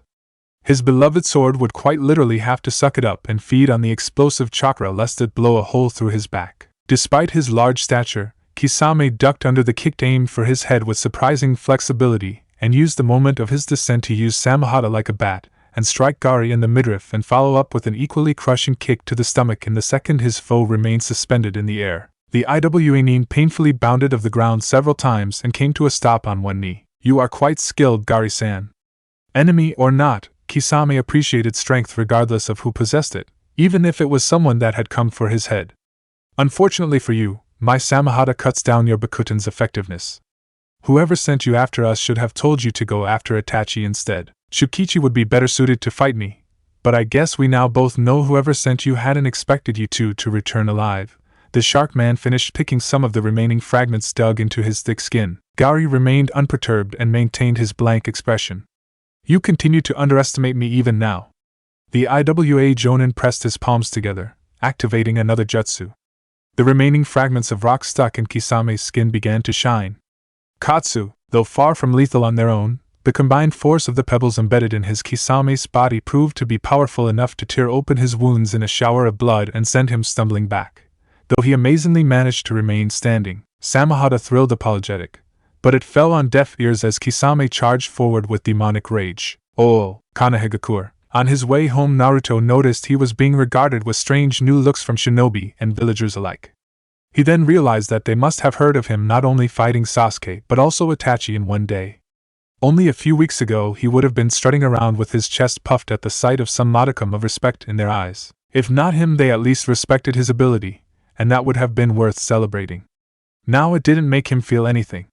He hadn't felt much of anything since he left the Senju compound in the morning after having spent the night there. Maybe I'm in some kind of shock. That made sense. 48 hours ago he hadn't known the unadulterated truth about his parentage. Now he knew it all, or most of it anyway. He was the son of Uzumaki Kushina and Namikaze Minato. His mother was some kind of royalty from Yuzuno Kuni, a long since forgotten country. His father was the Yondaime Hokage, who according to Hiruzen and Jiraiya was the strongest shinobi Konoha had ever produced. He also found out he had a grandfather too, Namikaze Seijiro. Not that that mattered though, since he was dead too, long before he was even thought of. He would probably find out about more of his relatives once he went through his mother's photo album. Speaking of relatives, Tsunade, she was actually family. He didn't know what his relation was to her exactly. It made his head hurt thinking about it. Apparently she was a cousin of sorts of his mother or whatever, he didn't really care. Might have to start calling her Tsunade-Basin. He smiled mirthlessly at the thought. She probably wasn't even his aunt anyway. He didn't care much for anything at that moment. He had to go home and decompress. As he jogged up the final steps of his stairs, he found Rei standing by his door. "Hey." They looked at one another for a moment. Then, without a word, she promptly walked up to him and kissed him. Stunned, it took him a second to realize what was going on before he returned her affections. "What was that for?" he asked as she broke the kiss. He held her close to him, embracing her warmth and presence. "You looked like you needed it." She buried her face into his shoulder as he chuckled. "Yeah, I guess I did. You want to go inside?" He nodded, reaching in his pocket for the key. A moment later they were in his living room. It was still cluttered with scrolls, books, and equipment. I'm home." There was no response. She was probably still working at the ramen stand. He smiled dimly at Rei. "It's not much, but it's home. I've been here before, remember?" She walked into the kitchen area and began looking through his drawers and cupboards. "Have you eaten?" "No. I didn't feel like staying for breakfast." Rei found some packed vegetables and chicken in his fridge and checked the date. "Why not?" "I'm not too sure," he answered truthfully as he sat by his dinner table and watched her prepare to cook for him. "Do you want to know what I found out?" "When you're ready to tell me." Rei didn't look at him as she began to gather utensils and turned on his rice cooker. That's the deal, right, Ray? At the sound of his voice, she turned to look at him. I don't need any time to think about it. I'm ready if you are, she nodded slowly. Okay, my mother was Uzumaki Kushina. I don't expect you to have heard of her, he said as he reached in pocket and pulled out a Horatian kunai. It was the prototype model he had come across the evening before. And this belonged to my father. Ray's eyes widened immediately. The yondaime? He nodded. The yondaime, that's surprising. It was clear from her expression alone she was shocked and taken off guard by the revelation.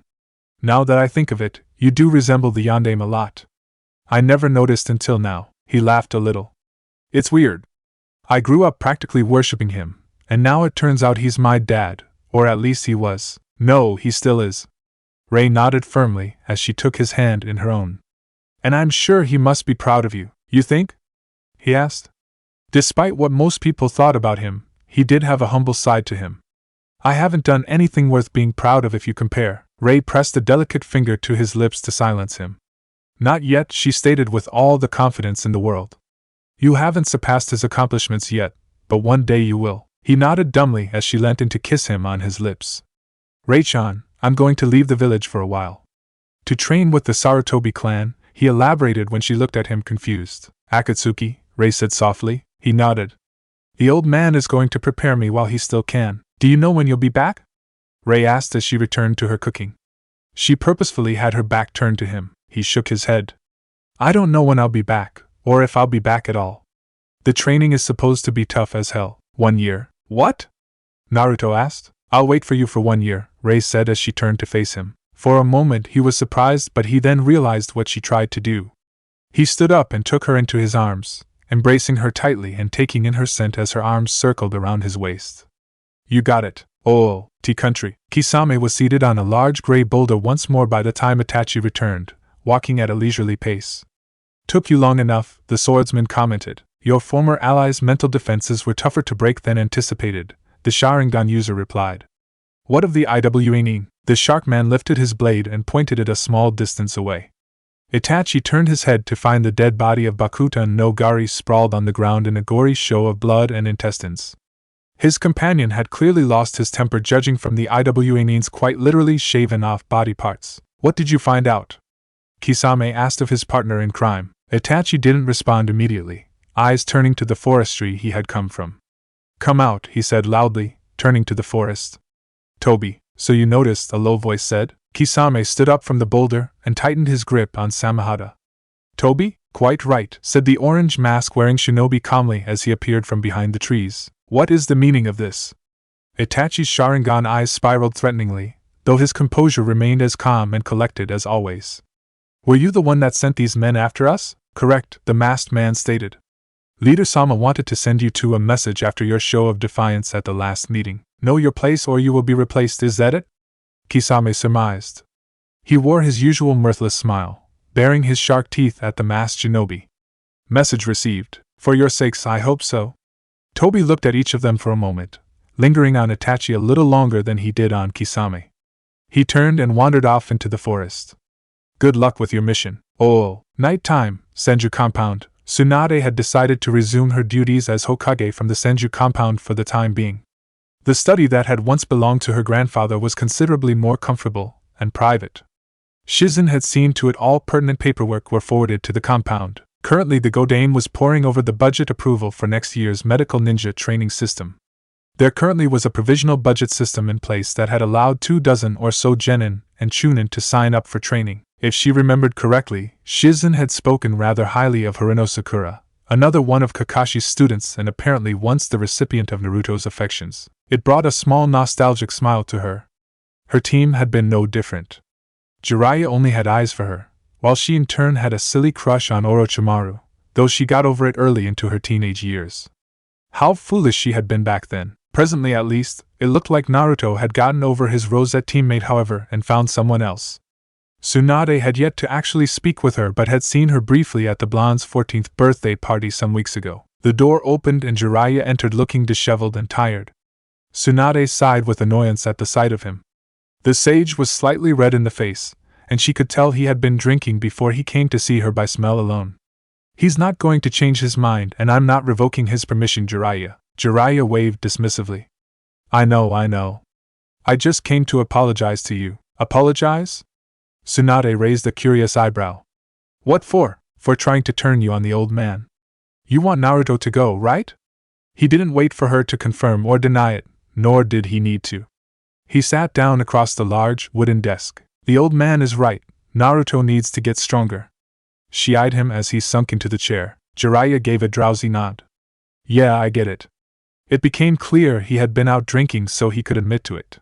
Say, what are we doing anyway? What do you mean? You know what I mean. He was right. She knew exactly what he meant. That didn't stop her from avoiding answering his question. Does it matter? It does to me, he said simply, almost childishly. Jiraiya. Tsunade shook her head, though she smiled a little once he fell silent. The sage had already fallen asleep before she could give him an answer. Oh, Naruto's apartment. It had been some time since Rei had left after spending the afternoon together. She had cooked for him and after an unexpectedly delicious meal helped him clean up. Naruto sat across the table from Im in their small kitchen.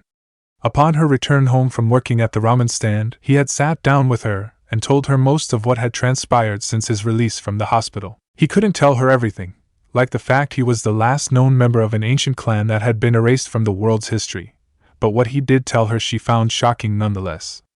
Unlike Enko, she had quite a lot more to say about his being the Yandame's son, though appreciative of her anger towards the general populace mistreatment of him. It made him rather aware of the fact he couldn't risk anyone finding out, and would have to keep that fact about himself a secret for the time being. So now you know why I have to go, he finished after a long while of explaining why he had to go with as little details as possible. He observed her, trying to get a read on what she was thinking. All he could see now was the shock of it all settling. I know you want to, but you can't come with me. This is something I have to do alone. Im looked at the reflected light in her cup of tea with a downcast look. I understand, thank you. Naruto stood up to return to his room to finish packing for his trip. As he moved past Im, she reached out to grab his hand. He looked at her confused. I wish you had told me all of this sooner. I never realized how much pressure you lived under, and yet all this time you endured it all silently, alone. He could tell she was crying because she didn't look at him. He didn't know what else to do but squeeze her hand comfortingly before letting go. It's because I had people like you to care about that I could endure it, I'd have gone crazy a long time ago if I didn't have you, Irika-sensei and everyone else. He didn't know what else to add and thus left it there. Returning to his room, he resumed gathering his things for his journey. How long would he be gone anyway? He didn't know, so would packing everything be prudent or just a waste of time and space? Now that he thought of it, he still had to stock up on some supplies before he left. He also had to see Gikken for a remedy to his problems with regard to his propulsion palm jutsu, and the strain they put on his wrists when using it. He was too deep in thought to notice Im as she hugged him from behind, holding him tightly to convey in action what she couldn't in words. Oh, a few days later, Naruto was at the Senju compound the next day, packed and ready to go. He wore his usual Chunin attire with his white cloak to go over his flak jacket, and his kodachi strapped horizontally across his back. He opted to have several storage scrolls visible on his body, attached to his midriff in a holster made out of climbing rope. It was actually Im's idea, one she used herself to keep important kitchenware on her during busy shifts. Practically everything he owned were sealed in the scroll's catalog for usefulness and value. He threw back his hood as he crossed the courtyard and into the house. He was a little early, but they were waiting for him. Hiruzen had foregone his Hokage getup and wore his shinobi attire. He looked fresh and awake, smiling at him as he entered. Tsunade looked uneasy and worried. Jiraiya looked like he had gotten over his objections. Shizen held Tantan in her arms and smiled at him. Are you prepared to leave? Hiruzen asked. Naruto nodded. Are you? He asked as he pointed to Hiruzen's equipment, or rather, lack thereof. Aside from some pouches, the Sandame had nothing on him. Figuring the old man must have sealed his equipment in scrolls, Naruto shrugged when he nodded. Tsunade approached him and handed him the scroll from the other night. You'll have little time to go relax, but when you do, you might want to take a look at the heirlooms. I've taken off the blood seal and included Sensei's books for you to read. He nodded his thanks as she proceeded to look over him from head to toe. Where's Kakashi-sensei? I thought he'd be here. I'm right here, the Jonin said as he walked into the room on his crutches with his patented eye smile. And me, Irika added as he stepped into view. Naruto was notably surprised. Irika-sensei? At that moment he realized how long it had been since he last had a conversation with Irika. He felt ashamed of that fact. His old academy teacher regarded him with a kind, proud smile nonetheless. I don't know all the details, but Sandaime-sama informed me you would be leaving the village for a while. I came to see you off, thanks. It was all he could think of saying. As we don't know when we'll be back, I thought you should say your goodbyes before we leave, Hiruzen explained to him. Naruto was unnerved by the emotionless expression on his surrogate grandfather's face. It was as though he really was going to be away for a long time, possibly never coming back. It scared him. Tsunade stepped back a moment later and nodded. Though she tried to hide it, he could tell she was struggling not to show how worried she was about his leaving, more specifically the reason he had to go in the first place. It was odd to see someone so worried about him, but he also realized she had already lost 2 people she cared for on the way to becoming Hokage. It was why she had become so attached to him in such a short time. He reminded her of the loved one she lost, and though she didn't say it, she had come to care for him greatly, love him even perhaps, as a younger brother or more likely, as a son. Not knowing what else to do to cease her worrying, Naruto undid his headband and pressed it in her hand. I'll come back for that soon enough, so take good care of it, Tsunade obeised. It means a lot to me, he added with a glance to Irika, who nodded encouragingly. A second later he found himself in Tsunade's tight hug. It felt warm and something he could only describe as maternal. It lasted no longer than a few seconds, but it was enough to convey all that she couldn't say. He returned it for much shorter than he wanted to, but found himself hugged by Shizen not long after. Take good care of her, sis, and you of Sandaime-sama. She kissed him on the cheek in a sisterly fashion, though it made him a little red in the face nonetheless, and let go of him after one more hug. Jiraiya stared at him for a long moment. Naruto refused to break eye contact. He was determined to go. After a long, somewhat tense moment, Jiraiya actually smiled with a hint of pride and produced another scroll. I'll be coming by to check on you in a few months, but here's something for you to learn on your own until then. Naruto nodded, swallowing hard as he took the scroll, and Jiraiya ruffled his hair. You'll do fine, kid. I have faith in you. We all do, Kakashi added in just as proudly. It reminded the blonde of his heart-to-heart with the Jonin some nights before. You're all late a few years, but I'm glad to have you around. I don't know what having a family should feel like, but I think this is it. Judging from their expressions, they were too touched to respond. After a long moment of silence, Hiruzen spoke up again and produced one last scroll, a particularly large scroll that looked similar to the Toad scroll he had signed what now seemed like a lifetime ago. It was white with green markings. The Sarutobi compound I am taking you to is actually a stronghold used for training purposes. On foot it would take us quite some time to get there, however. This scroll contains the summoning contract to the Peregrine Falcons. The Sandaime opened the scroll and unfurled it from him to see what was in it. As you can see from the faded names, all previous contract holders are no more. Naruto frowned slightly. He already had a summoning contract with the Toads. Was it possible he could sign another without offending them? He was about to voice this concern when Hiruzen disclosed another interesting fact. Only 6 individuals before have ever signed this contract. The reason for this is because the Falcons will only consider warriors with powerful wind chakra affinities worthy of signing their contract and calling upon them. How do you know if I have a strong enough affinity? He asked. He wasn't trying to be humble, he simply hadn't considered his affinity to be particularly powerful. Jiraiya crossed his arms and jerked his head towards the copy ninja. Kakashi told us you've managed to modify a low-ranked futon jutsu to let you fly for a short amount of time. You might not have noticed, but wind manipulation on that level isn't common without tools. Pleasantly surprised, albeit still confused, Naruto asked another, bluntly worded question. How is Gamabunta not going to have my ass for signing another contract? You'll be fine so long as you ask his permission first. Just be straight with him about it, and don't mince any words, the sage advised him. The Jinchuriki gave an unsure nod and then looked to Hiruzen. I guess it's time to go then? There was no reason to further prolong his departure. That it is, the professor agreed, nodding. We shall go to the forests behind the Hokage monument to summon Gamabunta and the Falcon boss. Jiraiya, I assume you want to tag along for this? The Toad sage nodded. It's not likely Gamabunta will object, but I should be there just in case the miserable old Toad gets heated. Noticing the color draining from his apprentice's face, he was quick to add, don't worry, if he's going to take his anger out on anyone it'll be me. With no small amount of relief, Naruto said his goodbyes once more and left with the Sandaime and Jiraiya moments later. Tsunade excused herself after he shook Kakashi's hand and exchanged some last words before departure with Irika and Shizen. Oh, a short while later they were in a clearing in the forest about a quarter of a mile behind the Hokage monument.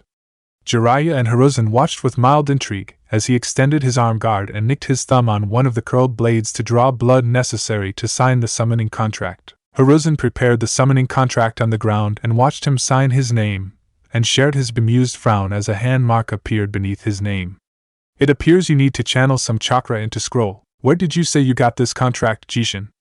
Come to think of it, it was rather odd, Naruto thought, that the retired Hokage had an unsigned summoning contract in his possession. Remembering his conversation with Jiraiya some months ago on the value of summoning contracts, he decided he wasn't going to channel his chakra into anything until he had an answer. Better safe and having slightly offended someone than sorry and quite possibly be falcon food, right? You could call it a spoil of war, Hiruzen answered vaguely. I came into possession of this scroll after a particularly tough battle with an assassin a long time ago, about a year after my inauguration. It was a tough battle that I am certain not to forget for as long as I live. I had intended for this to be a gift to your father when he succeeded me, but unfortunately I never had the chance to give it to him. So my dad had an affinity for wind too, Naruto realized aloud. And lightning, Jiraiya helpfully informed. That's beside the point though. You should focus on what you're doing, kid. Having no other reason to be suspicious, Naruto placed his hand on the scroll and decided to make a good first impression, drawing on his colossal reserves enough chakra for 1,000 Kage Bunshin and thrusting it into the contract scroll. The reaction was immediate. A powerful surge ran wild through the air and a huge puff of smoke appeared along with a giant falcon roughly half the size of Gamabunta. The peregrine falcon's feathers were neatly kept, and going across its right eye it had a thick scar accentuated by its mighty yellow beak. What the dash! Naruto exclaimed in surprise as Jiraiya let go of him after having pulled him along in his jump. I didn't even use any seals. I call upon the soul that summoned me. The gigantic falcon called out to a single glance. It read the newly signed name on the contract. Uzumaki Naruto. Uzumaki. Do you take me for a fool, or are you truly the scion of that long-forgotten clan of nobles? My name is Hiruzen the Falcon Lord, and I shall have words with you, Uzumaki Naruto. Stepping forward due to a small push from Jiraiya, Naruto swallowed hard. I am Uzumaki Naruto. I summoned you here. Hiruzen's big, gold and brown eyes bored into him. You do not have the red mane associated with the house of Uzumaki, but I believe you are who you say you are, Uzumaki Naruto. So, I take it I passed your test? Naruto asked with a look at the summoning contract beneath its talon. Quite spectacularly so. It has been a long time since my kind has allied itself with a human. Your chakra is exceptionally powerful and vast. I cannot see the end of your potential in the arms of the wind. As the clan lord of falcons, it would be my honor to induct you as one of us. Refraining from looking overly pleased with himself, Naruto humbly bowed his head instead. Thank you. Before you do anything though, I have to let you know I already have signed a summoning contract with the Toads. Will that be a problem? Ordinarily, yes. However, the Toads are a powerful tribe. We have had no issues with them in well over 2 centuries. I see no issue in allowing you the benefit of both our kin if the Toad chieftain permits it, Hiruzen said, much to his relief. Before you call upon him, I must ask you, Uzumaki Naruto, do you possess in you an entity your species has come to call Beiju? Hiruzen and Jiraiya looked surprised by the question and appeared to be about to interject, but Naruto readily answered the falcon. I am the Jinchuriki of the Kyubi no Yoko.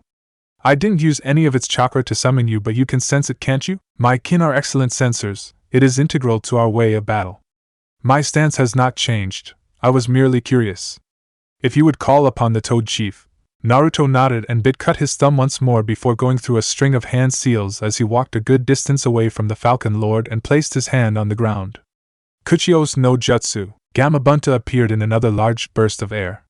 What is it now, brat? The Toad Chief swelled with irritation, apparently having once been summoned during a meal. Upon seeing Hiruzen, the Toad boss turned its humongous head to the young blonde. You have explaining to do. Naruto swallowed thickly and proceeded to explain the situation to the Toad Chief, with a little aid from Hiruzen and Jiraiya to help him along the way. The chieftain, it soon became apparent, was rather open to the idea, commenting, given how much trouble you seem to run in, I'd say you could every help you can get, so you're fine with this? He made sure to ask several times. The falcons are a fine kin the Toads respect, despite our history 2 centuries ago. Gamabunta looked at the Falcon Lord as he answered. So long as they do not ally with Serpent King and his kin, I will permit you to sign a contract with them. This also goes for any other kin you come across, though I order you as your chieftain to summon myself and the Falcon Lord for permission. I agree with the Toad Chieftain, Hyutsum cawed. Perhaps our houses can benefit of this in some way too, Chieftain. Though that is a conversation for another time. Very well, Lord of Falcons. I'll be going now, brat. The toad disappeared a moment after a quick word with Jiraiya and Hiruzen. And now it is time I too take my leave, Uzumaki Dano. Just call me Naruto, the Jinchuriki told the giant falcon. And is it okay if I pick an familiar from your flock? Hyutsum cawed loudly. Whether it was out of amusement or annoyance, Naruto couldn't tell, but it was unnerving nonetheless. Falcons do not flock. We are lone predators belonging to one clan in name only. Above tradition we value power. Soon you will come to learn more about us, Naruto. I will leave now. If you require our services, call upon my son with about a quarter of the chakra you used for me. My eldest is quite capable in combat, and will likely be willing to be your familiar. He is rather fast too if you need him to require his assistance in your journeys, the Falcon Lord instructed. Thanks, Hyutsum. The boss summon had made no comment on his lack of honorifics just yet, not that he had been conscious of it. I think we'll be great friends. Do not misunderstand our allegiance to be some kind of friendship, Uzumaki Naruto. As the lone holder of the Falcon summoning contract, you are the one who must represent us. You are a part of our clan and therefore your strength is our strength. This is, after all, a contract of mutual benefit. He nodded, feeling somewhat disappointed. I understand. However, Hyutsum showed something akin to a smile. If you prove to be the man I think you are, we may one day come to share such a bond. I look forward to it. Hyutsum cawed one last time before disappearing in another large cloud of smoke. That went surprisingly easy, Jiraiya commented as he stood beside him, placing a hand on his shoulder. You handled that better than expected. Indeed, Hiruzen added approvingly. And now it is time for us to go. Your training awaits. Jiraiya nodded. Don't let me keep you. I'll come by in a few months to check up on your progress, so don't you slack off. Got it, Naruto nodded. While I'm gone, can I ask you a favor? Shoot. The Jinchuriki gave it some thought how to pose the question. Can you look into Orochimaru's Juinjutsu for me? I've tried, kid, and it's pretty damn solid. But if it means that much to you, I'll go over it again. Tsunade should be a lot of help in deciphering it, though I can't make any promises. Jiraiya clapped him on the shoulder with another nod. You take care of the old man and make sure he doesn't pop a hip or something. I am right here, Jiraiya, Hiruzen said dryly. I know, the sage returned flippantly. Naruto nicked his thumb one last time and went through a string of hand seals before placing his hand on the ground as he mentally pictured a falcon. Kuchios no Jutsu, Hayabusa. Not long after Naruto and Hiruzen were situated on the back of a large peregrine falcon by the name of Suzaru, Hyutsum's eldest. Where would you have me take you, Uzumaki Dano? It asked as they circled over the clearing. Suzaru was a mighty-looking falcon that resembled his father in all but stature. Naruto's just fine, he answered as he waved to Jiraiya. His legs felt wobbly, but he wasn't afraid. He had ridden Gamahiro in battle against Manda's son. That was terrifying. This was rather boring in comparison. Suzaru, could you circle over the village for a while? I've got one last thing to do. As you wish. Hiruzen eyed the young shinobi with curiosity. One last thing? Yeah, Naruto answered as held up his go-to hand seal in combat. Let's see, about a dozen should do fine. Kaige Bunshin no Jutsu. 12 clones appeared simultaneously and began to plummet to earth and activated the propulsion palm on their way down. That way I can say bye to my friends, he explained to the Sandaime. Understandable, but I'm afraid we'll have to leave now, Naruto-kun. Naruto nodded and sat down cross-legged on the falcon's back. Suzaru, take us to the Sarutobi compound, the stronghold of the apes? The summon asked. Naruto looked to Hiruzen for confirmation and then nodded. Yeah, the stronghold of the apes.